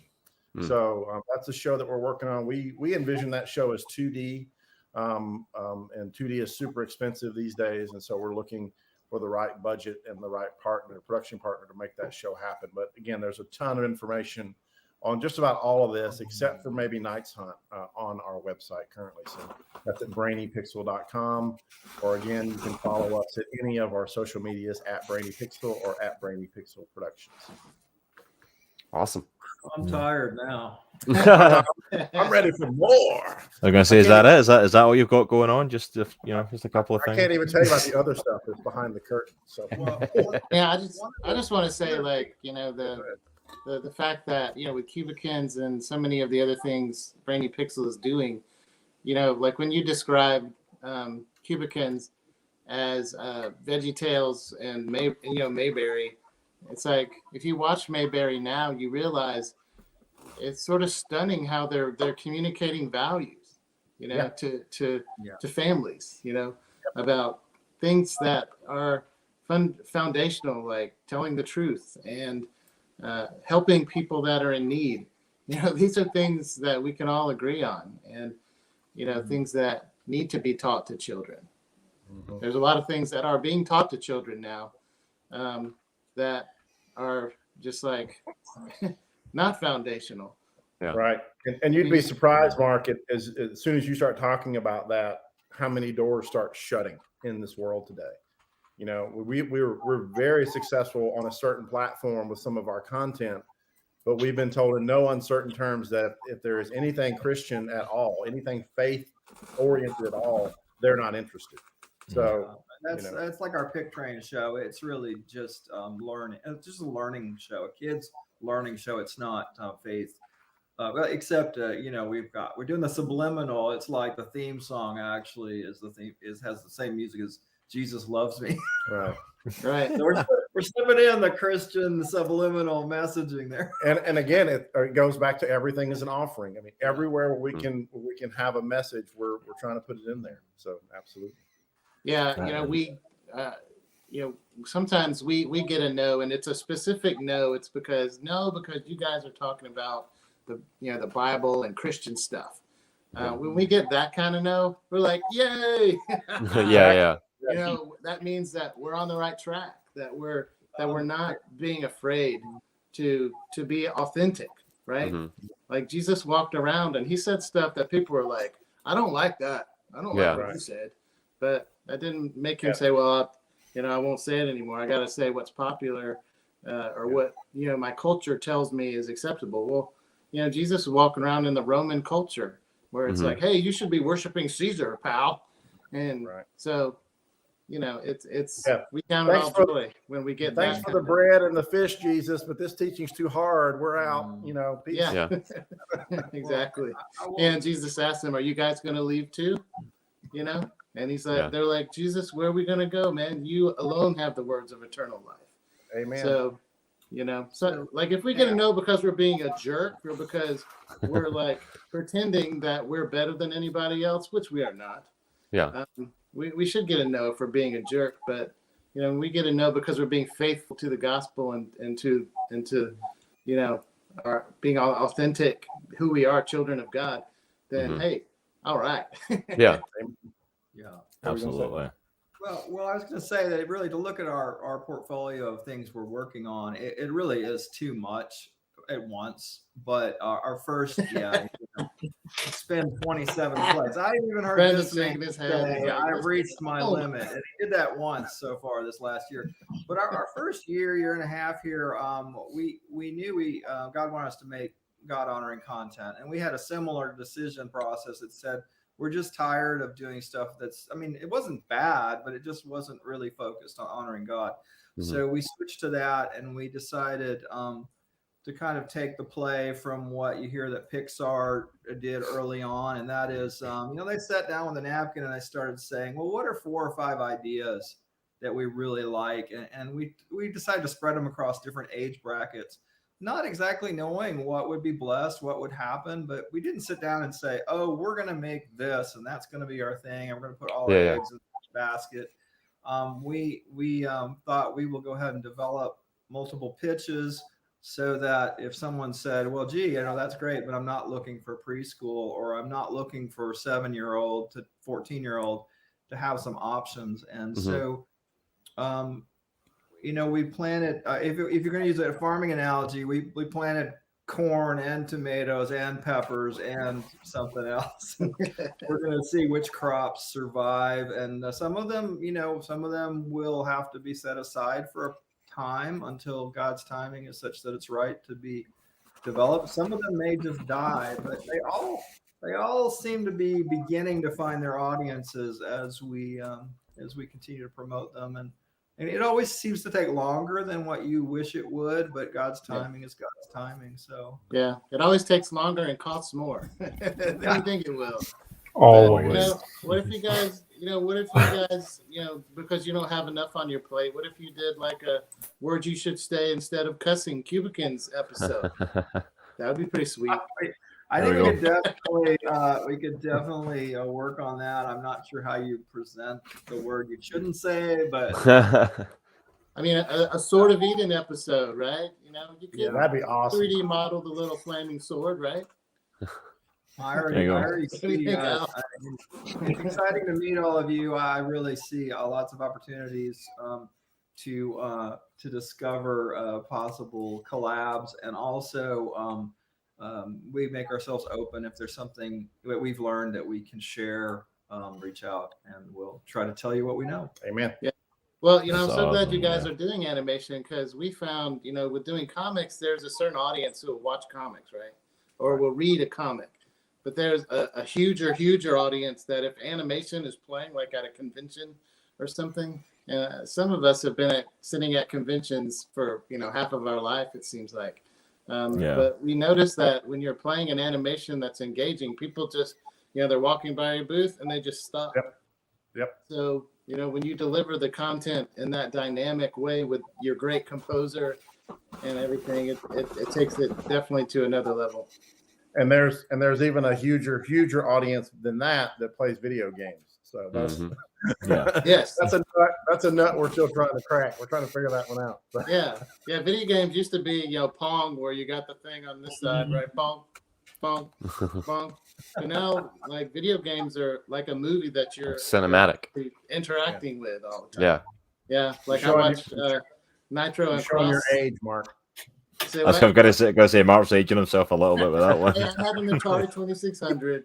I was, but I got it because I had a friend who got it first, and when I went to his house and played his Atari 2600, I was like, "Mom, he's my closest friend." You got to frame it. You got to frame it right. Like, Yeah. I need to spend more time with my close friend. Ricky Yeah. Morgan. It's all about the relationships, man. That's it. That's exactly it.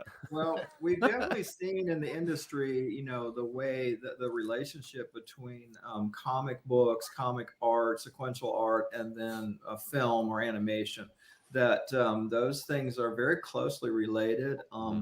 A comic book artist creating his panels is directing much like a storyboard artist would, and so it really becomes a rich area of information for someone considering taking that to animation. So each comic book that comes along, we look at it and try to evaluate it from a cost standpoint too. Does this have good potential as an animation? Is it producible? And typically if it has like 11,000 characters and it's really complicated, we say, well, that's going to be too expensive to create. But we're definitely hoping to grow more into bringing some sequential art to animation. That's great. Well, the Spider-Man Into the Spider-Verse kind of proved that you could do animation in a comic book style. Incredible. Great music and great character development, and people, go nuts over that. So. Yeah. As long Arguably as the best Spider-Man film out. do it. Yeah. I'm with you, Nitro. Absolutely. I'm with you. Yeah, absolutely. As amazing as hearing from you guys, unfortunately, I do need to keep the ball rolling on this stuff. If anyone has got questions for the guys over at Brainy Pixel, 100%, look at getting them in the chat for our Q&A, and we'll definitely direct that towards them. But these gentlemen have been absolutely amazing for the giveaway they have given us today as well. Which this one, there's two that they gave. One is part of the Royal giveaway, which is a physical version of some of these. But right now we have a giveaway that's called the Brainy Pixel Digital Prize, is what it was labeled. And it has a few things in it. Just 4th World 4 desktop background, Divine 9 desktop background, Cubekins Together Time Reader, Kip Finds God in a PDF, Cubekins Coloring Book of Kip Finds God PDF, Chronicles of Faith desktop, Chronicles of Faith David, which we're going to talk a little bit about when we start talking with Ivan as well in a moment. Issue 0 of that as a PDF. Brazen as a PDF. Silent Night Lady White PDF. Tenant's Tale ebook collection of 4 books in PDFs. Tenant's Tale Troublemaker comic PDF. Heaven's Hammers, the Conflict PDF, the Prelude to Okolona PDF, and Something Under the Sea is Drooling PDF. The giveaway is a little light, guys. I'm just saying. So they'll give Wow. The giveaway is just like, if you see the image, it's just everything is this. Go ahead. This is the giveaway. Everything that we're working on, giveaway. Yeah, giveaway. It's amazing. Yeah. So we have, this is all the digital versions, and as I said, we also have the physical ones that are going to be part of the Royal giveaway. So if you want to get in for the giveaway at the moment, you may get a chance to win the digital one. You may get a chance to win the physical version as part of the big giveaway at the end. So last chance to get names in for that. And that's a good. Go ahead and pull the wheel up and let's see who wins the Brainy Pixel digital pack. I hope it's Yvonne. Yeah. I'm not there. That's the worst part. That I'm not there. Gideon Hancock, congratulations! You have won the Brainy Pixel digital pack. Yeah, I'm gonna say very fitting. Hey, hold on a second. Is that Daniel Hancock's child? It better not be. I call shenanigans. I don't even think it's Daniel's child. It's probably just him. He just gave himself a different first name. Daniel, you got to change your last name if you're going to enter, man. Contest, right? But congratulations for that. And we are still going to kind of be talking with Brainy Pixel in a moment, but I'm actually going to move some pictures here. and bring down go. Ivan into the conversation, because we are going to talk a little bit regarding Mercy Way Studios. And you guys have got a couple of things going on. We already kind of mentioned Heaven's Hammers, but there's a couple of things going on that Brainy Pixel and Mercy Ways are doing together. Oh yeah, this is this guy over here. This is an amazing partner. So yeah, we are Mercy Ways. We are actually a comic book studios. We do mostly Christian comics. We are completely done, but we are in the Latin America side. I'm in El Salvador, and there's not much comic culture here, but a lot of people read comics, and so we want to try and do Christian comics. It's a long story, but we actually dedicated full time for that. And I remember Cross saying that as a kid he didn't like the Christian stuff, and I grew up in the same scenario. I never really liked the art of the Christian stuff, and I don't want to sound that is bad. It's just I felt that didn't caught my eye. So one of the things the Mercy Ways actually want to do is just we want to actually produce something that caught your eyes and keep the message. We want to be faithful to the message. So this is a team. It's not just me. We are a team. We had someone who actually make letterings, who actually make color, someone who actually make these things happen. Like, I don't know, like having the projects in the scope is just project managing how everything's going to be. And actually we are like a product of everything that's been working here, because Luis is in the Christian Comic Art Society. And that is when I met Brandon in that forums and Facebook. And thanks to that, everything is just started working in there. And we showed the stuff that we made, and a partnership is grow up from there. So that is actually amazing. I just hearing that, that can happen. Yeah, there you go, Christian Comic Art Society, proving just how successful connections being made can be. That's awesome. Yeah, that's awesome. Yeah, that is really amazing. In the Facebook group, this is when I met Brandon, and meeting Brandon is just like meet someone who actually think like me, live a lot of stuff like me, and we actually work amazingly good together. And in the middle of that, we are creating something like it is called Chronicles of Faith. And Chronicles of Faith is a comic that actually, one of the goals that we want to do is just create, you can see the covers of issue 0, 1, and 2. And one of the things that we want to create is just what the Book of Chronicles is all about, because the Book of Chronicles is to remember a new generation what God has done.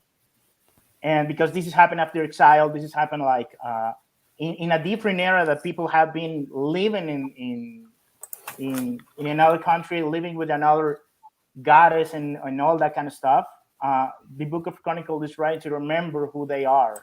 It's just like the Lion King, but it's just in the Book of Chronicles. And then we start to remember things. We live in that moment. We actually living in Babylon. We have to remember what is God and what God has done for us. So that is the concept of Chronicles of Faith. And also we want to create something that inspire people to have faith, in to inspire people. Can I trust God? I mean, that is the question. Can I trust God? And the book is just trying to teach people that you can. It doesn't mean you don't have troubles. It doesn't mean that you don't have difficult or battles. It means that in the middle of that battle, you can trust God. So that is the concept that we are achieving or trying to reach for this comic. And we have to find the right character for that. And David was the choice for that. I was hearing Louis said, this is just like Game of Thrones. I was, this is just like Game of Thrones. Little story. It's just a battle for the kingdom, and everything happened underlined. But it's amazing. Actually, it's amazing. We spent like 1 year just researching, trying to search, what is this story all about? Because we just go to the Talmud, we go to the Josephus, we go to all that stuff just to reach and trying to understand what is the story about. And we find so many interesting stuff that actually build the story. And one of the stories that I always come up is just how David is just the character is presented in the Talmud. He actually said that he actually hates all that kingly stuff. He's just a people person. He's just like, every time he has the chance to teach the Torah, he just sit on the floor with everyone. And actually that reminds a lot of Jesus. He's just, you know what, come here, I'm gonna be closer to you. So David was just an amazing character, and we want to build that. But also in the team, there's a lot of people who actually are just as nerd as I am. And we start to reach, you know what character in popular culture reminds you of David? And we start to reaching, someone said Marty McFly, someone say a lot of stuff that the Prince from Shrek, Link from Legend of Zelda, that was my pick. And you know what? This character used to drink from David. So why don't we do the backwards? We're going to drink from them to create David. So this is how we build the story. And then we have the actual pleasure to work with Brainy Pixels, Brandon, with Michael, and actually help us to go forward and keep up with this story. So issue 0 was for us the establishing tone, because you heard of David and Goliath. Everyone does. If you've heard like, oh, this is a small team and the big team, this David versus Goliath. But what happened before and after that? And that is the actually start of the story. When you actually just seeing the story of David, seeing that David is about to fight Goliath, and then you hear about to say stop, and this John Solomon is just saying to the Father, God, I already know the story. Everyone's tell about the story. You know what happened after? What happened before? And the other side of the story is something that we actually keep in, that is something that is said in Deuteronomy. It just, you're gonna tell this story to your kids. You're going to remind every generation what God has done. And we want that father can be able to tell that story to your kids. It's just like a daily reading with your kids. It's just sharing that story with the new generation. So one of the things that we want to actually express in this is just, this story is for everyone. And like Brandon said before, we're not going to shy the dark part of David. We're going to show that he was a man, but we want to tell the entire story. Actually, it's from shepherd to king, but then you're going to know all the step of the story. And one of the things that we want to create is just something that is being like, if you have this comic next to a Spider-Man comic, you're not going to say like, this is not as good as art as this one. And maybe you're going to choose Spider-Man, but you're going to say, hey, maybe I can read this. So this is the second comic that we made. Before that, we make Fear Not. Well, actually, we have a lot of stories, but the entire Fear Not was also something that I have over here. You can have it. Fear Not. If you see what is said in the it's just faith. It's just something that what happened when you grab the Pilgrim Progress, then you're mixing with manga and anime, and then you create this. It just, what happened if you already start to see some concept that the Bible actually tells. And this is a personal story, because when I was a kid, I was just actually a scary mouse. It's small and everything is just scares me. And then what happened when Jesus entered to that story? And one of the things that we want to create is something like this. It's just what happened when you are surrendered with your fears. What happened when you're surrendered with panic, with rage, and what happened when actually Jesus came. and actually said something that is my favorite verse in my entire life is, "Fear not, I am with you." And how, if you believe that story, is just how that is going to change you. If you actually, and this is just the first 8 pages of the comic, and there's 12 issues of it. Wow. And this is just how this is going to change you, and how this is going to influence other people, because this is the story of Sama. And Sama is just a boy who actually is scared of everything, but Jesus starts to work with him. And then it's just like a video game. It's just, I'm going to give you this. The first thing that he gave is a Bible. You start to read in the Bible.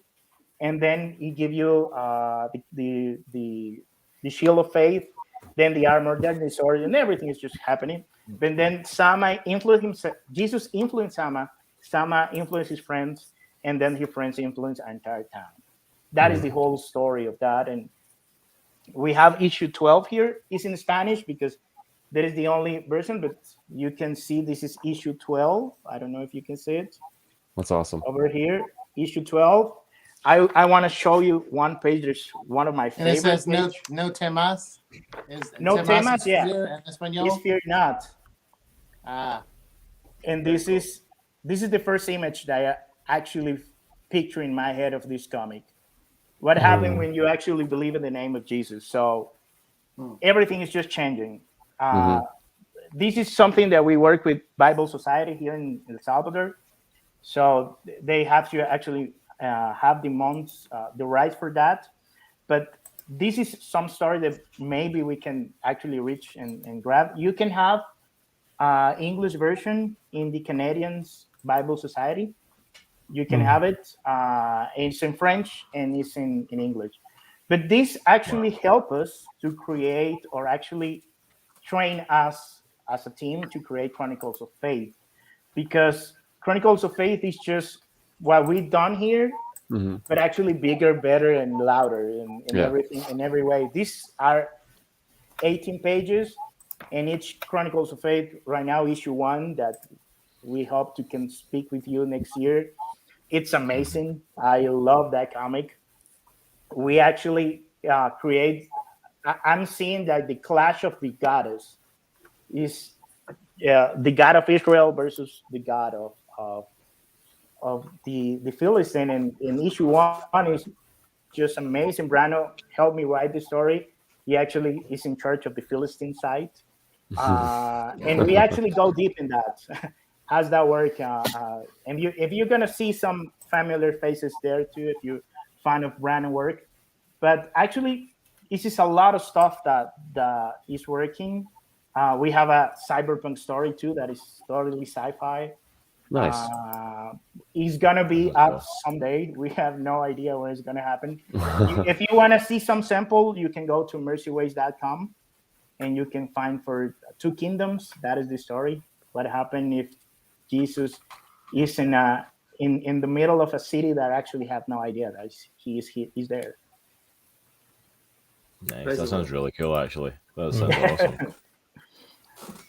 awesome. That's amazing, the stuff that's going on at Mercy Ways, and it's phenomenal comic book studio with some amazing stuff going on. And to echo some of the comments that we're getting in chat as well, like the artwork for all the stuff you're showing off, I mean, it's on point. Like I think you've hit your goal of, like, if you put that stuff on the shelf next to stuff like Spider-Man or next to Batman or next to any of the artists that are out there on mainstream stuff, like, it's on point. It's going to grab attention just based on the art alone. Yeah, and I don't think that can be overstated. Like, I feel like we as Christians, like the stuff that we're producing, the stuff that you guys are producing should be as good, if not better, than what's already out there. Because obviously, like, we're trying to get a foot in the door in people's lives. We're trying to introduce maybe a new concept or maybe an old familiar concept to someone that they've rejected in the past. We're trying to introduce that in a new way, and that's the door, right? That's the door to get to them, is really good quality. I was thinking about, like, when we start the video, is just some of us, it's just people actually had on screen. I think Mark said this. Every time we have become a social visual generation. Mhm. So the visual part, it has to be important. Yes. Yeah. Because it's gonna catch your eyes, and you're competing with everything that is online. You're competing with a lot of people right now, and you cannot forget that everyone is it has a lot like visual stimulation right now, Mhm. and you cannot forget that part. Yep. And maybe it's gonna take some time. Brandon knows this. Maybe it's gonna take more time than we actually need to. But the final product, it has to be not perfect, but it just has to be eye-catching. And then you can go deep in the story. Then you can actually relate to the characters and actually make yourself one question. And in the end of each comic, I think we have also like a question for everyone who reads.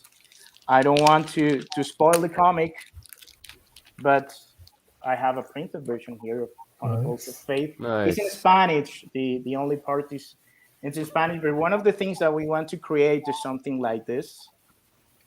It's just like Yeah. Like when almost like a David poster. when David actually is just you can hear the psalms and the head of David. Mm, Yes. I love it. You can see that David is praying here to the Lord, Hmm. and you can actually see that. And one of the things you actually want to do is just have a moment of Selah, Mm, and you can reflect and what is just you have read.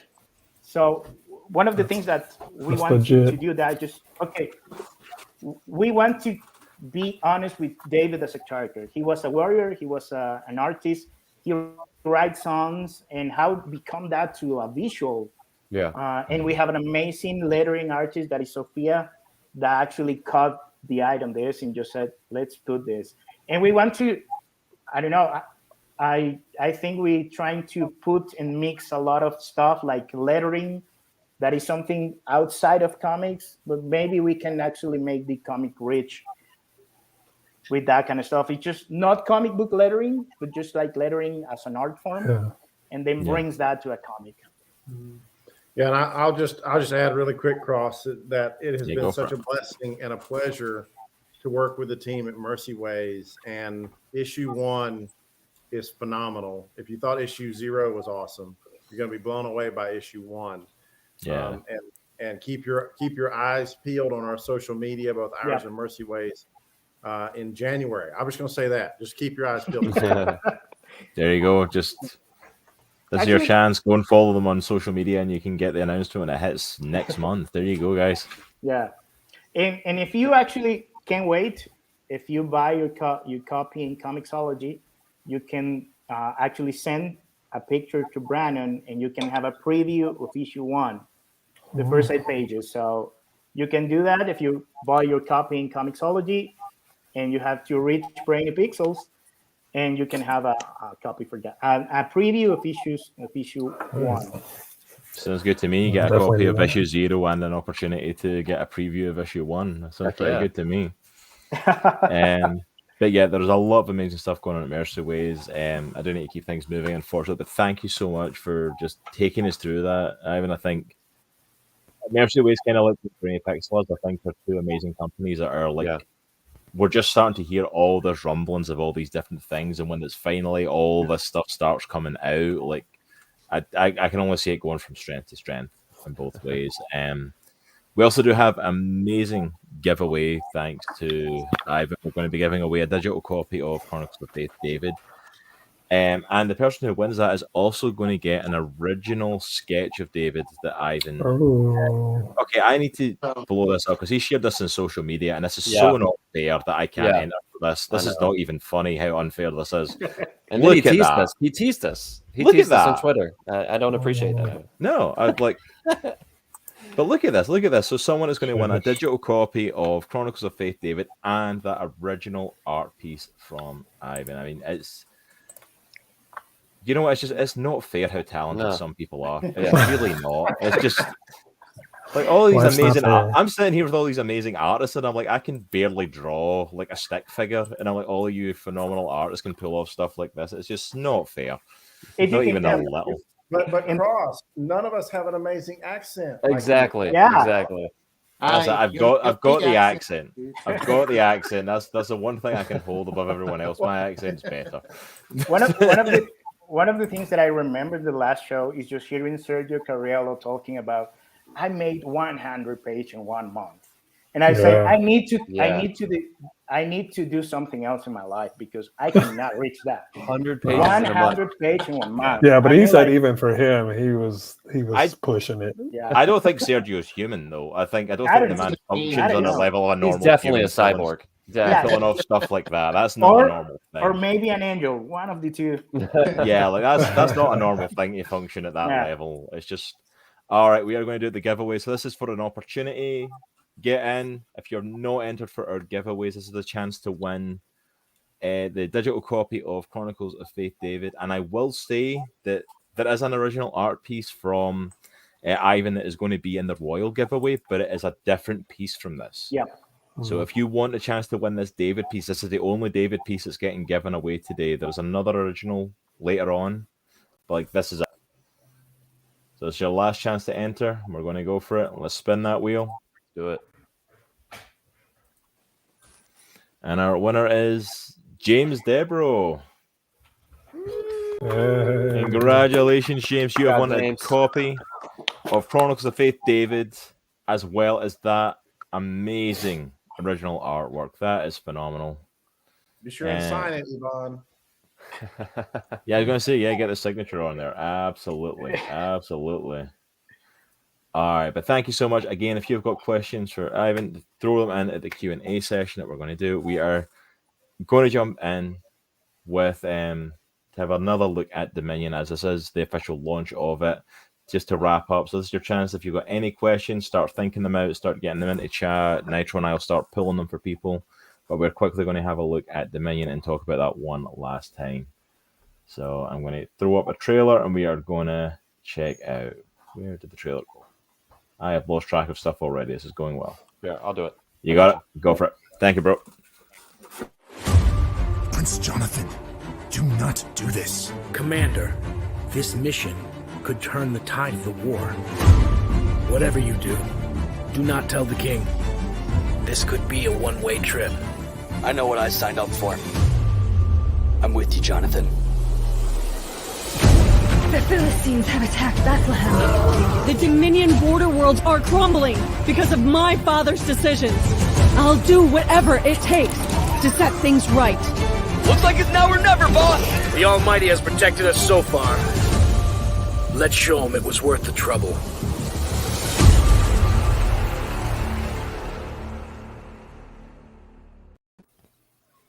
There you go. Dominion follow the House of Song.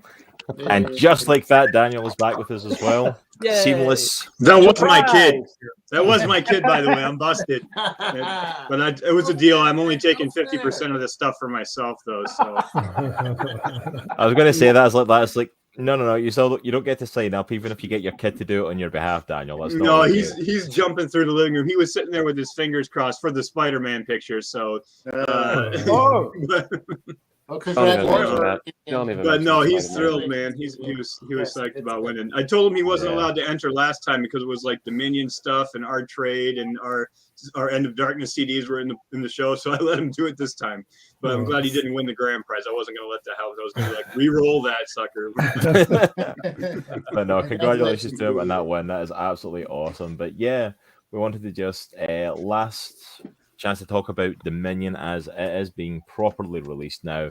You can pick it up at the Terminus Media website, terminusmedia.com/Dominion. That trade is now available, and yeah, this is phenomenal. Like, if we can hand over to like Daniel, we'll take advantage of you being here as well. I think. Yeah, for sure. I was just going to say, another cool thing too is we've got there's like a very short.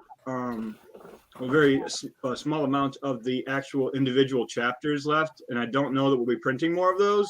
So if anybody wants to get a hold of those, they are available for just a short time. We got literally just a couple of them left. So the last few can get snagged on the website as well, but we've got the trade, and we've got some big plans. We're pushing it out there, big opportunities for Dominion and moving forward. We got some new projects like Border Wars, which I think was mentioned officially at the last one. which is very exciting, you know, and some of the characters on the screen here are going to be working with us on that. So that's pretty awesome too, to be able to expand that opportunity, that project to more artists and more creators who are doing all the amazing stuff we're hearing about today, which, by the way, just the opportunities for collaborations, which I heard mentioned when I was not in the show here. That's exciting to think about, you know, just seeing what everybody is doing here. You guys all need to be friends. Like, you know, and like, you know, Al, Sword of Eden would make an awesome, you know, cartoon, something like that. You know, I can see it, the style and everything, kind of Cartoon Network almost looking, you know, but yeah, all of the things though. And then the whole Bible study thing, I think, Lewis, you were mentioning, you asked Davina, so what's the story with this Bible study, comic book Bible study thing, right? Samson the Nazarite, man, let's do it.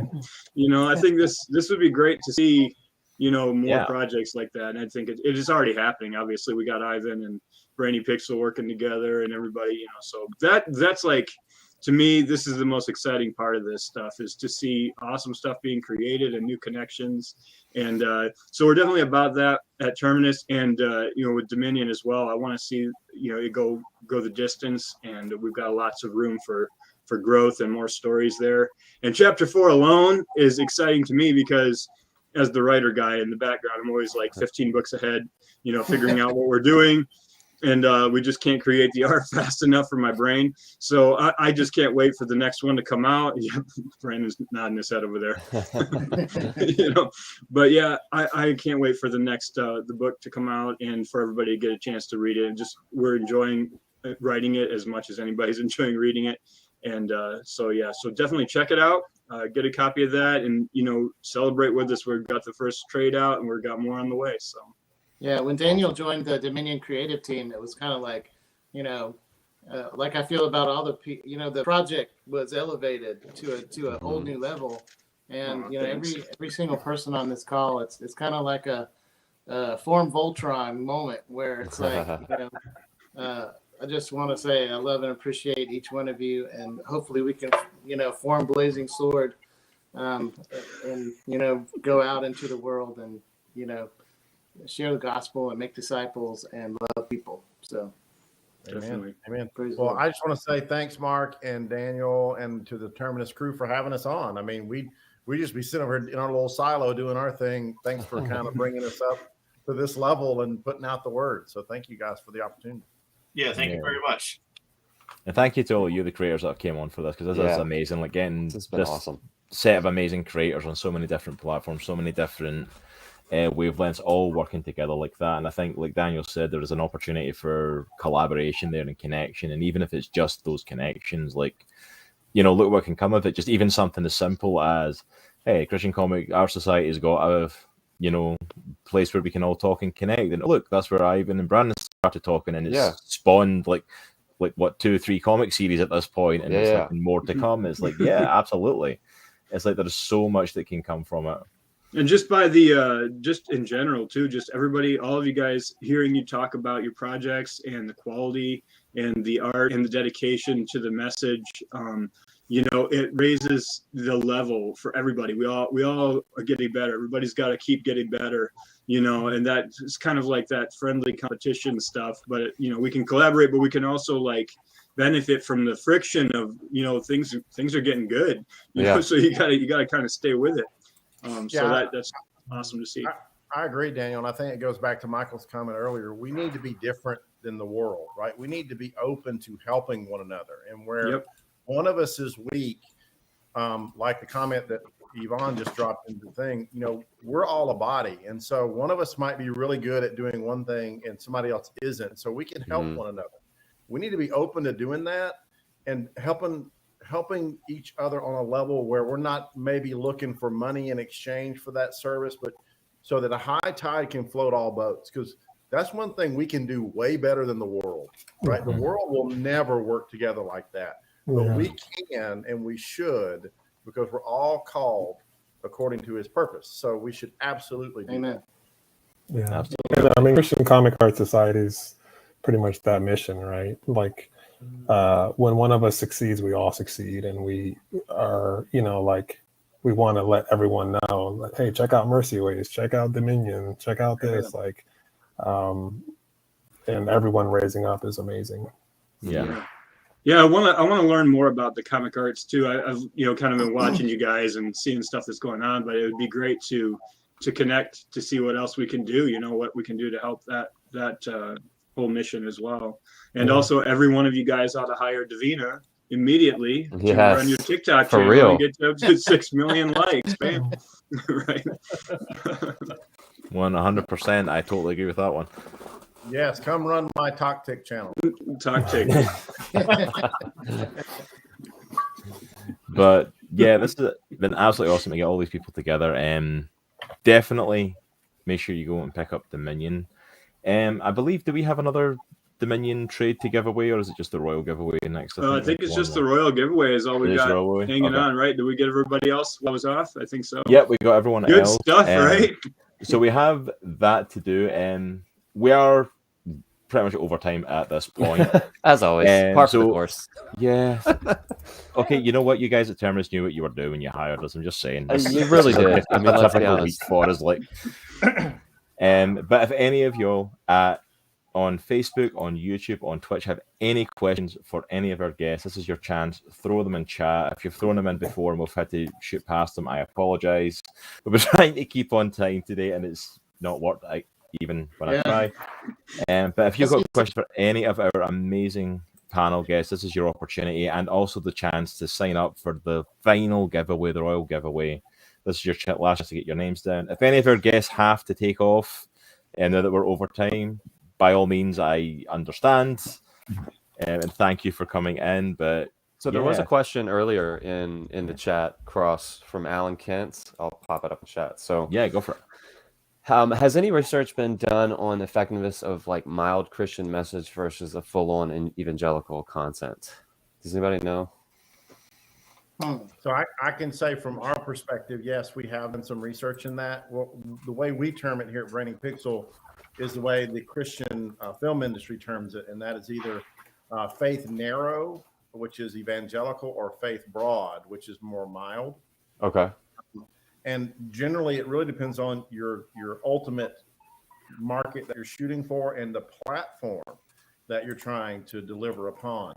As we said earlier, some platforms are really restricted when it comes to evangelical content, but they may be more open to something that's more faith broad or more mild. Okay.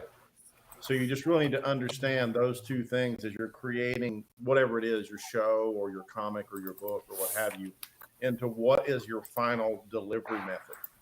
Because if not, it may be a non-starter. You may make something and may never be able to get it to an audience unless it's through, a direct-to-consumer through my website kind of thing. Mm-hmm. I'd like to add too that coming to faith for some people is a jolt, like a lightning bolt, and for others it's a journey.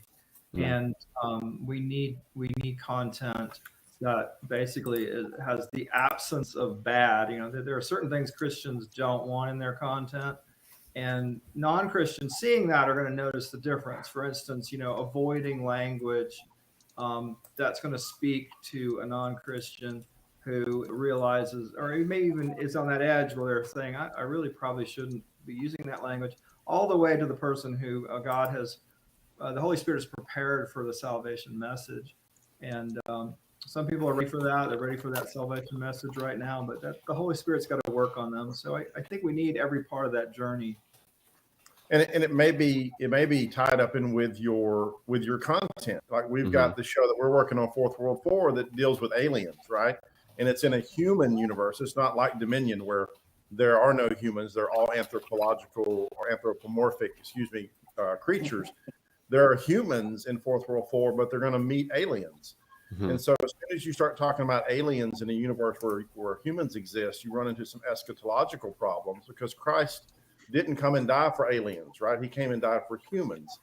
And so you run into some problems. So we just decided in that show, we're not going to deal with that problem, answer that question. We're just going to be faith broad. Yeah. And we're going to have messages that resonate with Scripture, that are based on Scripture, but we decompose them to such a point where, we're talking about being a good friend, or we're talking about being faithful, or we're talking about being truthful, or things that pretty much most of the world maybe is still okay with. So. I've got a question. Can I ask a question, guys? Yeah. Mind? Go ahead. So I was going to say, with all of you guys, Al, you especially, I wanted to ask you, you know, working in the industry like you have, and just in all those different aspects, for new people who are entering the industry, who are looking to become creators themselves, what kind of advice do we have? And this kind of goes for all of you guys here who have been working in this, you know, either, you know, for other companies for hire or independently. You know, what kind of stuff what kind of advice would you give for those people who are trying to step into this world? Well, I think if you're referring to like work for hire, definitely you have to learn the history of comics and how these publishers have treated, you know, their artists and writers and stuff. The biggest advice I usually give is that when you're submitting work to like Marvel or DC or Archie, and if you get rejection letter after rejection letter after rejection letter, you shouldn't let that deter you. If you want to work for these companies, just keep, you know, sending in material and contacting editors and develop a relationship. But, you know, if you get a rejection letter, like we all get rejection letters, and, you know, that shouldn't stop you from doing what you really want to do. So there's that. And also keep drawing, you know, just don't stop drawing. And if you're submitting work to, like, for example, Marvel, and if you want to work on Spider-Man, make sure that your samples have Spider-Man in it, and find out who the editor of that book is and contact them directly. I have one quick story about that. I was at the New York Comic Con several years ago, and I went to the Archie Comics booth, and I was talking to my editor, Victor Gorlick, and we were just chatting. And this young kid comes up with his portfolio, and the kid had an agent with him, which was really weird.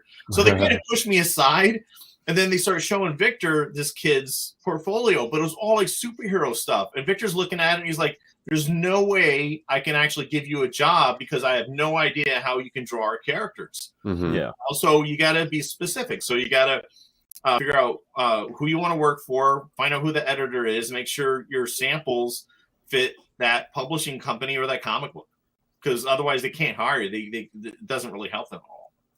Gotcha. And definitely don't push Al out of the way. I mean, that's just rude. That's just rude. Well, that was just weird, because I thought maybe they thought I was like some sort of competitor, but like I was already working for these guys, and I was just talking to Victor about, you know, what was going on and stuff. I'm just more blown away by the way the fact that this kid didn't age you. That's me too. Art dealer. That's incredible. It was really weird.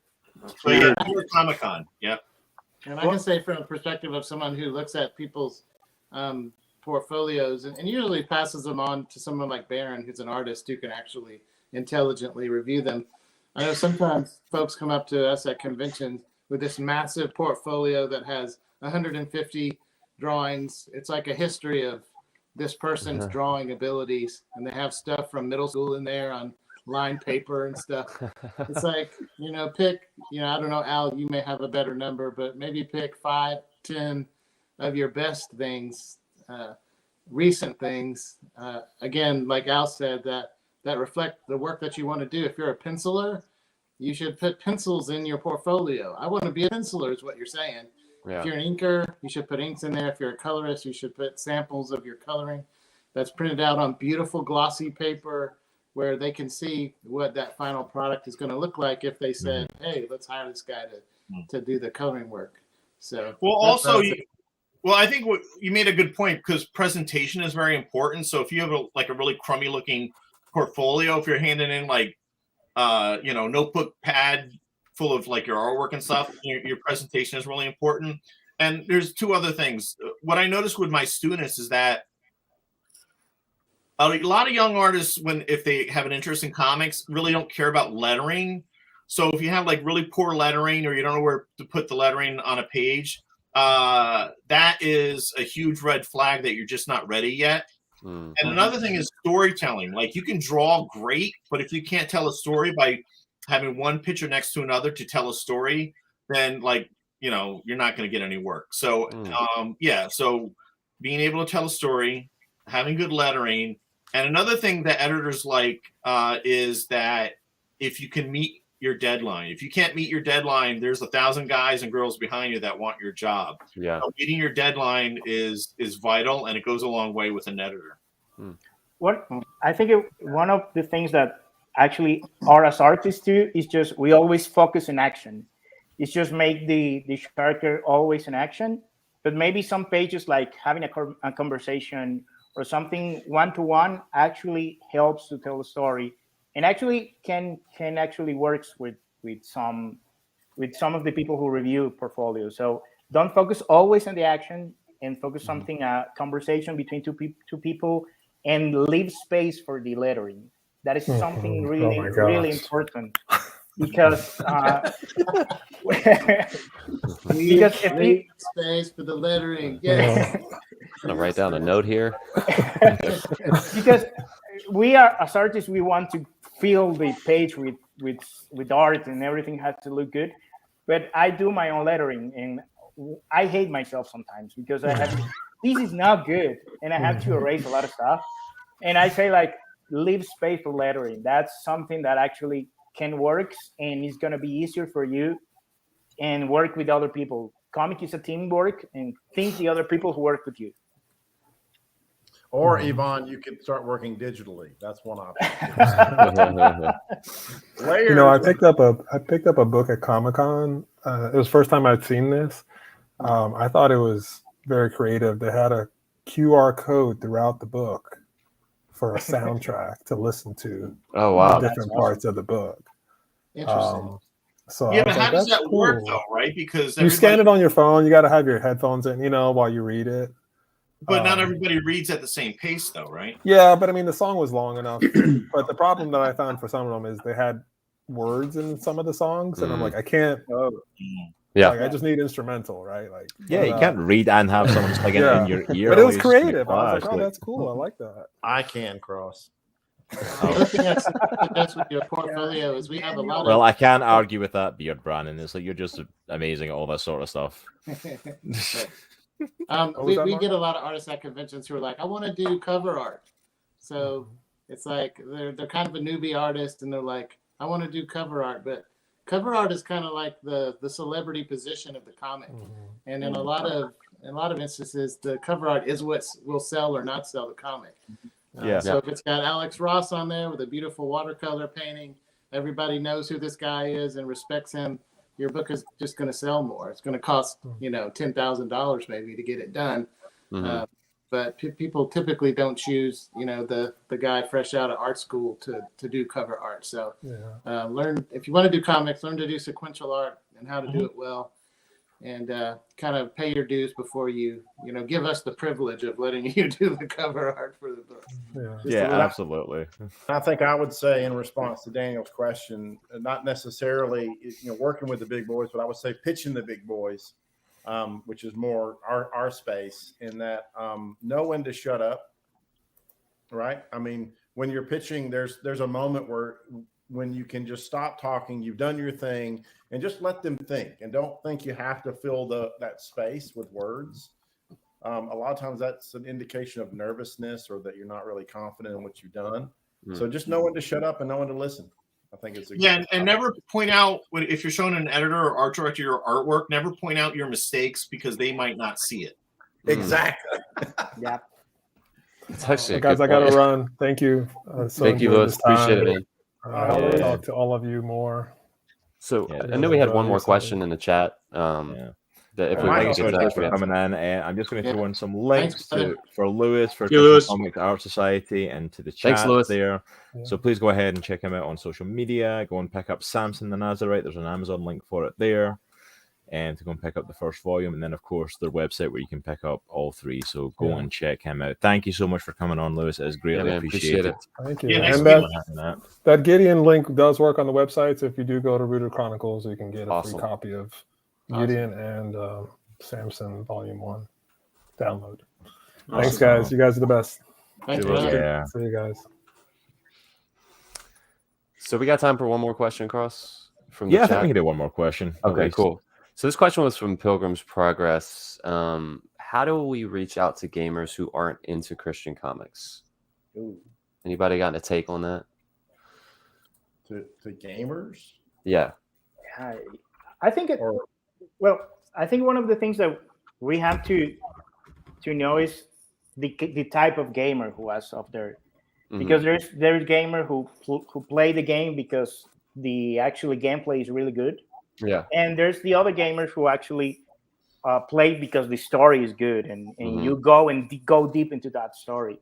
For the gameplay type of gamers, we need to create a game. But I think in this call, everything is possible. Yeah. We have to create a game who actually can engage you with that. And for the other type of game of gamers, we have to create a story that actually can catch you in the same way that the games do. Yeah. I always think that there's games who have a lot of lore in there, and the Bible has one of the big lore ever. That if we go deeper on it, you can actually go and find some interesting stuff, like better than the Legend of Zelda, better than I don't know, Skyrim or everything. A lot of stuff that has lore in it, and I think engage in a good story. But I think we have to actually. I don't think there's only gamer only person. I think if you love gamers, you love animation, you love comics, you always reach some of the other stuff.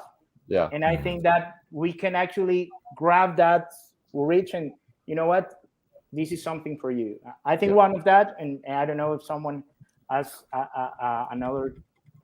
I agree 100%, Yvonne. I would only add to that: create a game that's worth talking about, or create a product that's worth talking about. That's how these games, comics, movies, that's how they get big.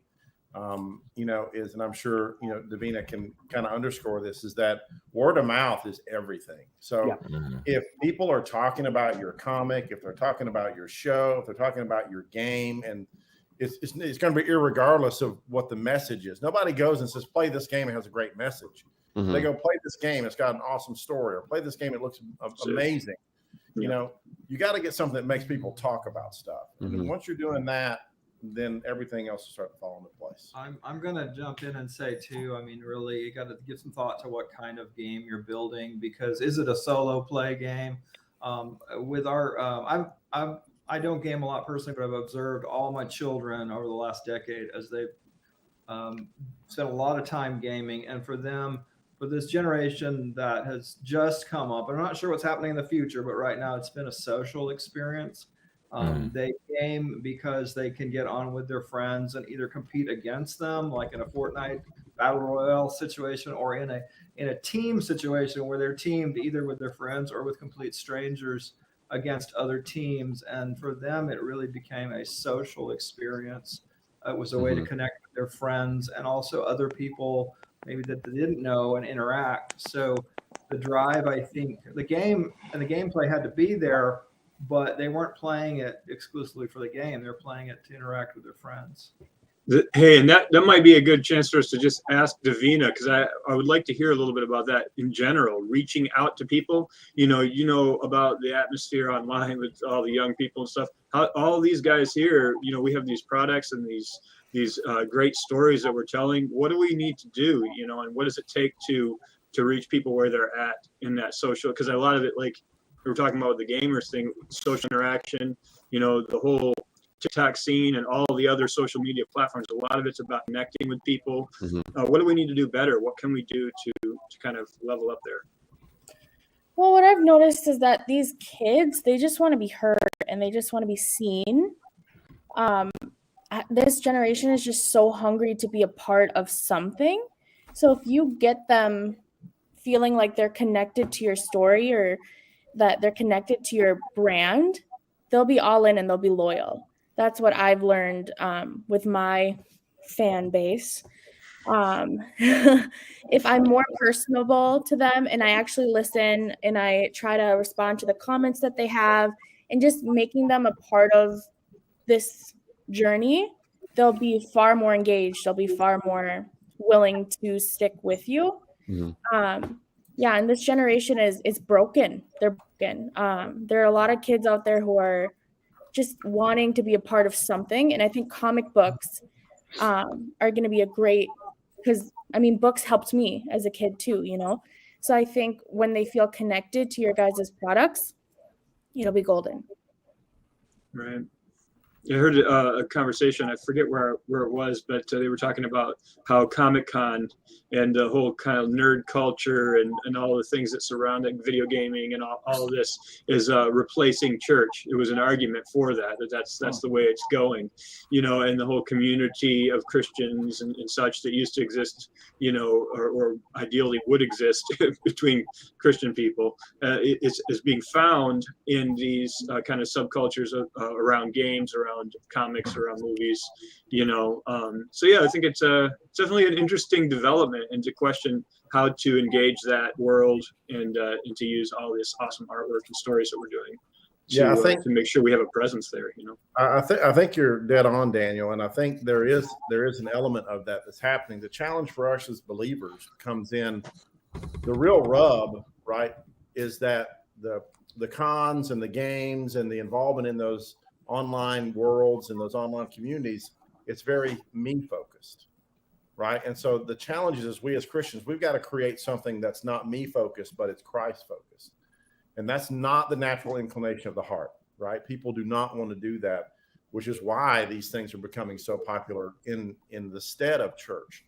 And so we've got to be really smart, you know, wise as serpents and canny as doves, and figure out how can we create involvement without creating, you know, self-focus, right? That's the real hard. Yeah, and a lot of churches are me focused. You know, you go there and it's all about you, and you know, how is Jesus going to help you today? And there's this focus on me, and you know, I get it. You know, I ask people, why'd you stop going to that church? Well, you know, I wasn't getting anything out of it. It's like, well, sometimes God calls you to go to a church because of what you can give and what you can bring to the church and how you can serve others. Not, you know, not just, you know, I'm going to get what I want and that sort of thing. So, amen. You know, there's a bunch of questions that we're asking on Facebook. I know we're over time, but maybe we could rapid fire a few of those questions. You want me to read them off? Or? Let me see if I can pull up the Facebook ones here to pull up on screen. One question I had for Al is what design did you do on Sesame Street? I worked in our department was called the Interactive Technologies Department at Sesame Street, and we were making, well, a lot of money for the company, but we were part of Sesame Street. So we were making the CD-ROM games with Elmo and all the different characters from the show, and we were also doing animation for the TV show. And I was working there for like 2.5 years, and then since we were creating the CD-ROM games, Mattel owed us like $1 million, so suddenly we weren't making any money for the company. So one day I was on vacation and the suits came in and they divided up our staff. I think there was like 40 of us in 2 different rooms. And one group was, this is your last day here. The other group was 3 months from now will be your last day here. And they just got rid of everybody. Dang. Oh, wow. So, wow. That's what happens. Yeah, not uncommon in the video game world, in the comic world. It's like once the money dries up, it's like, so self-publish. Self-publish, create your own work. Yeah, animation especially is really famous for. Hey, you know, you guys saw the news story about the CEO who putting 600 people or something on a call, and it's like, if you're on this call, unfortunately, your job is no longer, you know, there. Merry Christmas. And he went on vacation afterwards, I think. Yeah. So, wow. Yeah, the entertainment business is famous for that. All right, Cross. All right, so we do have a question coming in from Rob Stotts, our good friend. Is there value in collecting all of these Christian comic animation companies and placing them under one media company for cross promotion? Maybe. Jump on it, Mark. Jump on it. Well, sometimes you can have a partnership. You can have a collaboration without having a partnership, because you know they say in business the only ship that won't sail is a partnership, because you have a dragon with 5 heads, you know, it doesn't really work very well. But you know, when you have common purpose, when you have a common heart, you know, a deep calling to do what God has called you to do, it's that calling that unites us, and you know that we're all in the same business. And when I see every time I see a Brainy Pixel announcement, I'm like, yes, this is great because the kingdom of God is being furthered by what my brothers and sisters are doing. And when I see, Davina got, all these millions of followers, I'm like, yes, Davina is serving God and doing great work, and really impacting these kids' lives. You sit on the TikTok Bible study, and it becomes kind of a Bible answer man kind of a show, and then Davina sings a blessing over the kids at the end, and you see these kids are sitting there and tears are running down their face and stuff. Kids need this, and it really impacts their life. So praise God when we win, and when we fall down, hey, it's good to have a brother or sister pick you back up and tell you it's going to be all right, and God is with you. The challenge with combining a bunch of these companies under one banner is you really begin to create a monster, just like what Al was talking about, right? A big organization like that requires a lot of money, right, to run and keep the lights on. And eventually you're going to get to the point where if you're not continually knocking it out of the park, right, with every product, then you're going to have that very painful conversation that Al gave us a graphic depiction of. And that's not a business a business I want to run. Yeah, at Disney they called it feeding the beast, right? We got 600 artists, animators, writers. We got them sitting here, and if the last project that we spent $100 million on only brought 15 million back at the box office, right. We got the beast sitting here that needs to be fed and a payroll to make. And if you make one stinker, you either borrow the money to make up for the loss so that you can pay your people and continue, or you just got to lay everybody off because there's no money to pay the people. I think the folks out there need to understand that ultimately what we're doing, even though it's for the kingdom, there needs to be a financial return, because we're laying out time and money and effort. And if we're not getting our customers out there purchasing things, then we go away, right? We have to go get real jobs, or we have to go work at McDonald's or whatever, right? So, yes. Well, this is a dream job. Yeah, no, absolutely. Yeah, help us help you, right? Show me the money. But it's still a business. Ultimately, there is a commerce aspect to this, unless God has just provided the funds some other way, and that does happen as well. Some people can do it as purely a ministerial kind of thing, or they're working full time at something else and they're doing this as a ministry until maybe God blesses as a business. But I do think there's an opportunity for something with the different visions that have been given to these different creators that you see here. I think it'd be very difficult to combine them under one roof. However, I think there are great opportunities for doing cooperative things. We're talking to a film studio right now, and about doing some, in a sense, like sharing the costs of a person to we can't afford a full-time marketer, for instance, but sharing the costs of that marketer to collaborate. If you have somebody super talented, but you can't afford them as a small independent studio or as an individual, maybe you can be part of sort of we could look at what can we do in a cooperative way to share the time of somebody more dedicated to our cause than just hiring some company to do that service. Right. And that's why when you see Brainy Pixel posting on social media, you'll almost always see us tag #support Christian creatives, and that's because that is a clear and critical call for everyone here, everyone that's watching and listening. Go out there and vote with your dollar. If you want Christian content to be made, buy Christian content, and more can be made. If you don't, then eventually we'll all go away. And it's only going to get better if we do that. The more we do it, the more creators get into the game. Like I say, everything is getting, the quality goes up. The more connections happen, more opportunities, invent themselves. And so definitely support what we're doing here, what each of these guys are doing, and if there are any creative ways that we can collaborate or bring things together, or financially too. If there are people out there who want to support something, who have money and want to do something, I mean, that's not the purpose of this right now. Brandon's call us, if you believe in what we're doing and you want to see it continue, we have phone numbers. just get in touch with us. We'll be happy to take whatever resources are available, whatever connections would be helpful, to make these things better and bigger and more awesome and more available. Yeah, some of us are gifted at business, at making money.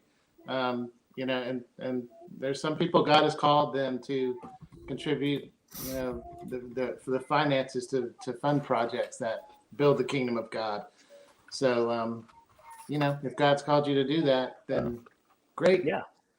Find that. Why is animation so expensive? And we're like, well, there's the people that draw the pictures, and they're the writers, the musicians, the accountants, the lawyers, the business managers. I mean, none of this happens. Well, you can't get a lot of animation done as a single one-person show. If you want to get a lot done, you need a team. Yep. And that team goes into all those unseen areas. Like a theatrical stage production has got a backstage manager and a props manager and somebody that sold the tickets and somebody that did all the other stuff. But you see the actors, and the actors are only one fraction of the show. Mm-hmm. Not to mention what you have to pay for your live stream hosts. These guys are expensive. I think one of the if you think about it in just a big concept, we are under the same umbrella of the kingdom of God. Amen. We actually sharing the same gospel, but under that umbrella, there's people who Al can get with his comic, and people who actually can reach by Brainy Pixels, and we can actually work better if we know who to reach. Then we can actually work together to actually make something huge and something that for something bigger. And I think, like Mark said, we are under the kingdom of God, and God is in Jesus is the umbrella that actually keep us into the same message, into the same goal. So I think in some way we are under the same umbrella. We are under the same values. We are under the same message. And at the same time, we are so unique in the style and how to pitch and reach to everyone that actually makes it even better, because we can reach a lot of people. And if we need to, we can work together. Yeah. And if we need to, we can actually make something even huge and better. Amen. And something, too, about these events, just these last two that we've done, which have been awesome. And of course, what you guys do at Comics on the Cross, which we need to talk about too. Comics on the Cross, everybody. Yay. Check them out. Yes. This show is awesome. These guys are amazing. What they do, you definitely, they'll tell you about it. But this is good stuff. But what we've noticed from these events is just everybody knowing each other, seeing the other projects that are going on, the other creators that are out there working on stuff has been cool too, to be able to make those connections. And who knows what will come. Yeah, we should do this every weekend. There we go. Yeah, absolutely. Just hang out and just chat. Right. Well, technically, me and Nitro do this every weekend. Isn't it? I mean, just talk about this stuff. Let's do what we do for the living. Tell us about Comics on the Cross, guys. What's up with that? Tell us about what you do. What is it? I hate talking about ourselves. Okay. Well, you tell us about Nitro. Nitro, you tell us about Cross. There you go. That's not fair. But yeah, for anyone who is listening who is not part of it, we've got our people watching over at Twitch already, who I'm hoping if you're watching us on Twitch, you know who we are. If you've not stumbled across us, or for people on Facebook and YouTube, we are Comics on the Cross, the greatest streamers you have never heard of. I am Cross along with Nitro. We stream every week on a Sunday doing our weekly podcast, talking about comics, movies, TV shows, and all things geeky. Yep. That can consist of us talking about comic book reviews, talking about movie reviews, about how bad the DC, extended universe, cinematic universe is. Yeah, I got a couple of episodes out of that one. We also do Indie Comic Book Club, where we talk about our recent the expanding world of comics and different indie comics that are out there. Just recently did an episode there where we were looking at Usagi Yojimbo from Stan Sakai. We also do weekly streams where I do gaming. My wife also does streaming of horror games, and Nitro does a variety of art streams / gaming streams / shoe designing streams, whatever's going on with him at the time. That's on Tuesday nights. So. He's a very eclectic man. There's a lot of things, many hats. And I may or may not have a Mando helmet on at times on Tuesday nights as well. So no, I just want to say, if you hear two programs of comics and the cross together, you're never gonna take that intro song from outside your head. That happened to me last week. So I need to think in another song. It's just I love that song. I really like it. So It if is you an hear awesome it, song. yeah. Well, actually, speaking of that song, just in case you are wondering a little bit more about what we do, here is a little trailer. Check out a little bit of Comics and the Cross. Remember as well, while this is playing, you can still head over to terminusmedia.com/events and sign up for our royal giveaway, which we'll be drawing very shortly. So if you've not signed up, go ahead and do that. But here is a little bit of what Comics and the Cross is all about. Hello there, Comic Clan, and welcome to Comics and the Cross, the greatest streamers you have never heard of. I'm a geek. I use thought bubbles when I speak. I'm a freak because Jesus he died for me. I'm unique. There is only one of me. I'm complete, so I really don't care what you think of me. I'm a geek. I use thought bubbles when I speak. I'm a freak because Jesus he died for me. I'm unique. There is only one of me. I'm complete, so I really don't care what you think of me. Mozambique. Yeah, used to be breathtaking too. Breathtaking too? Breathtaking too, even. I can speak. I speaks well, me does. Are absolutely correct. The official animal of Scotland is unicorn. Wow. Wait, what? So Scotland's No, just you're trolling kidding. the entire Wait, world. You've been That's giving me pretty crap amazing. for Nessie and it's a unicorn?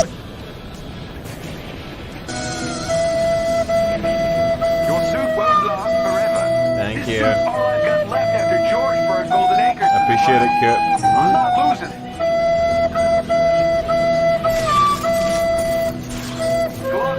We asked Jarvis to play something. I don't think he meant Titanic flute. I'm a geek. I use thought bubbles when I speak. I'm a freak because Jesus he died for me. I'm unique. There is only one of me. I'm complete, so I really don't care what you think of me. I'm a geek. I use thought bubbles when I speak. I'm a freak because Jesus he died for me. I'm unique. There is only one of me. I'm complete, so I really don't care what you think of me. Alright, Nitro, pick a spot. Oh shoot! Why do I gotta do it? I don't have to pick a spot. I don't want to be in charge. I take my aggression out and it feels good. Leave me alone. Their poops have to be ginormous. Like, I don't know why that's. Why is that where your mind went? Are we sinking? Oh my gosh! Guys! Sinking. Come on! Dude, this is awful! This is awful! I'm literally dying in the boat because I can't get out. Our boat is down. I'm drowning. That's just great. That characters have built us, has some important role in our life. It's just, I don't know, I always remember Spider-Man, a great power require a big responsibility. Mm-hmm. So all that stuff is just going to build a generation. So I hope you come here. I hope you feel loved. I hope you feel part of this family. This is the Comic Clan. If you want to be part of it, we are here with open arms for you.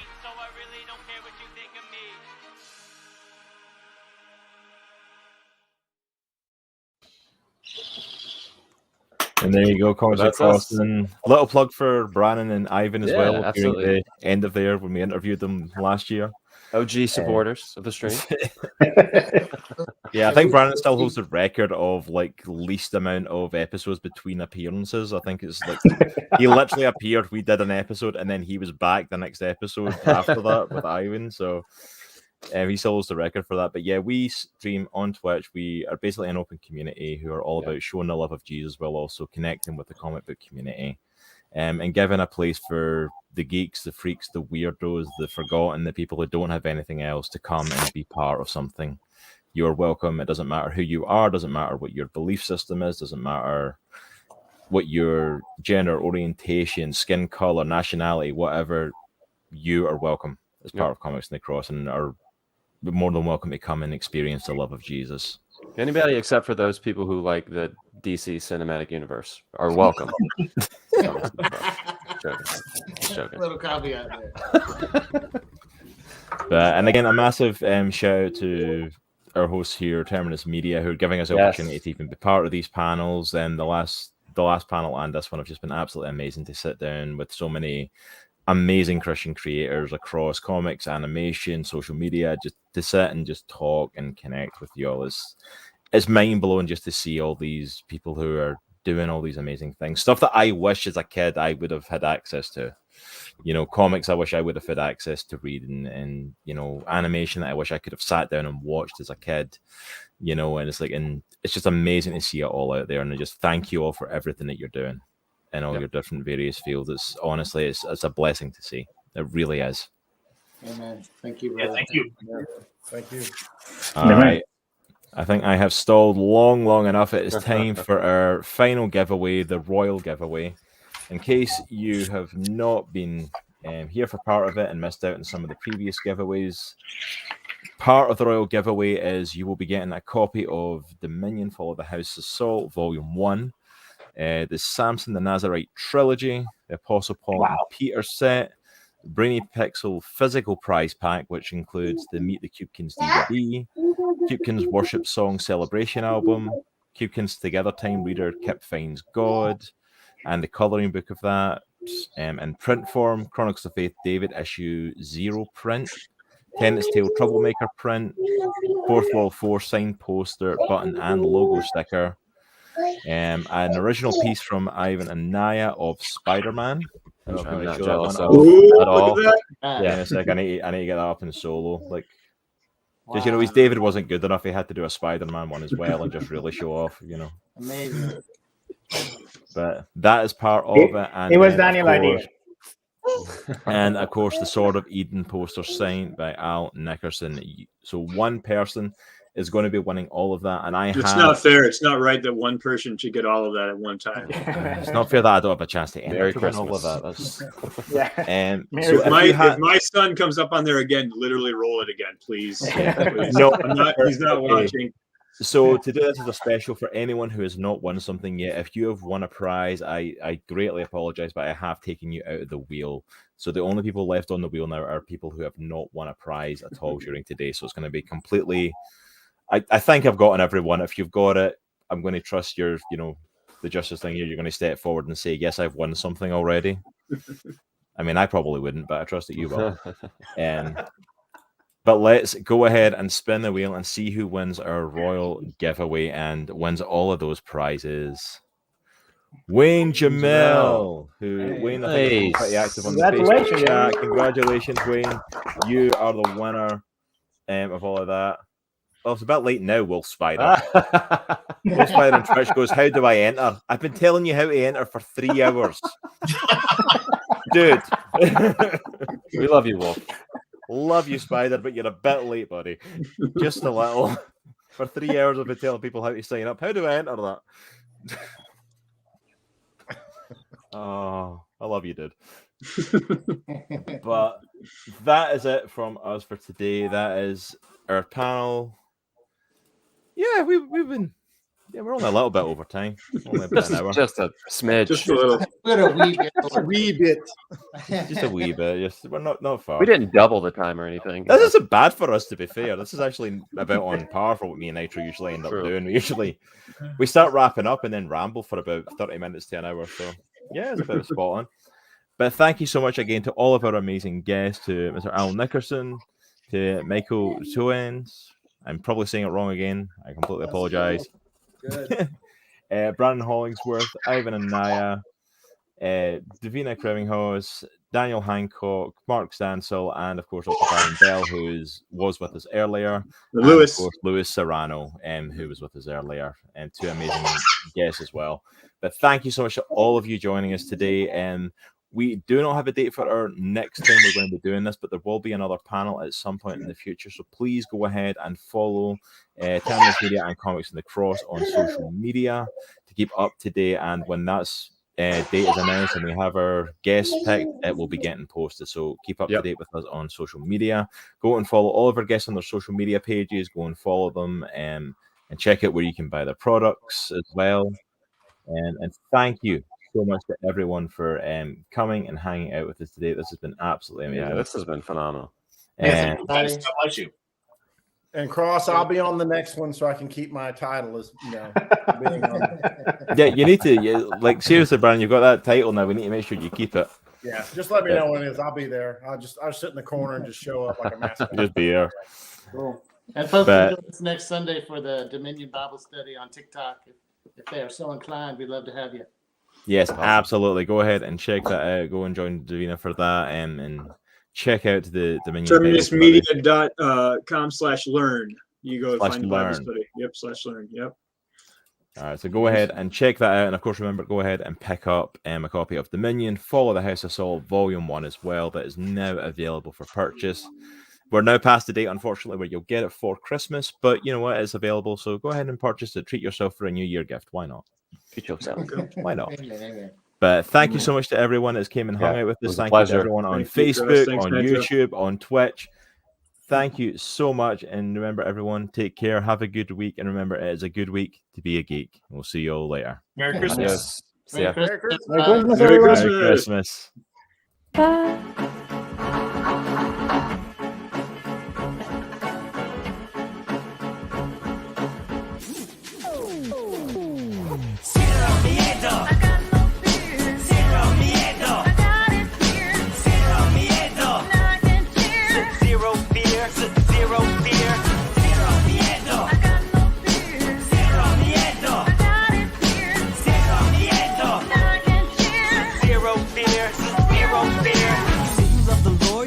That before. One foot's in the church, one's out the door. Saturday night was tight, Sunday morn's a bore.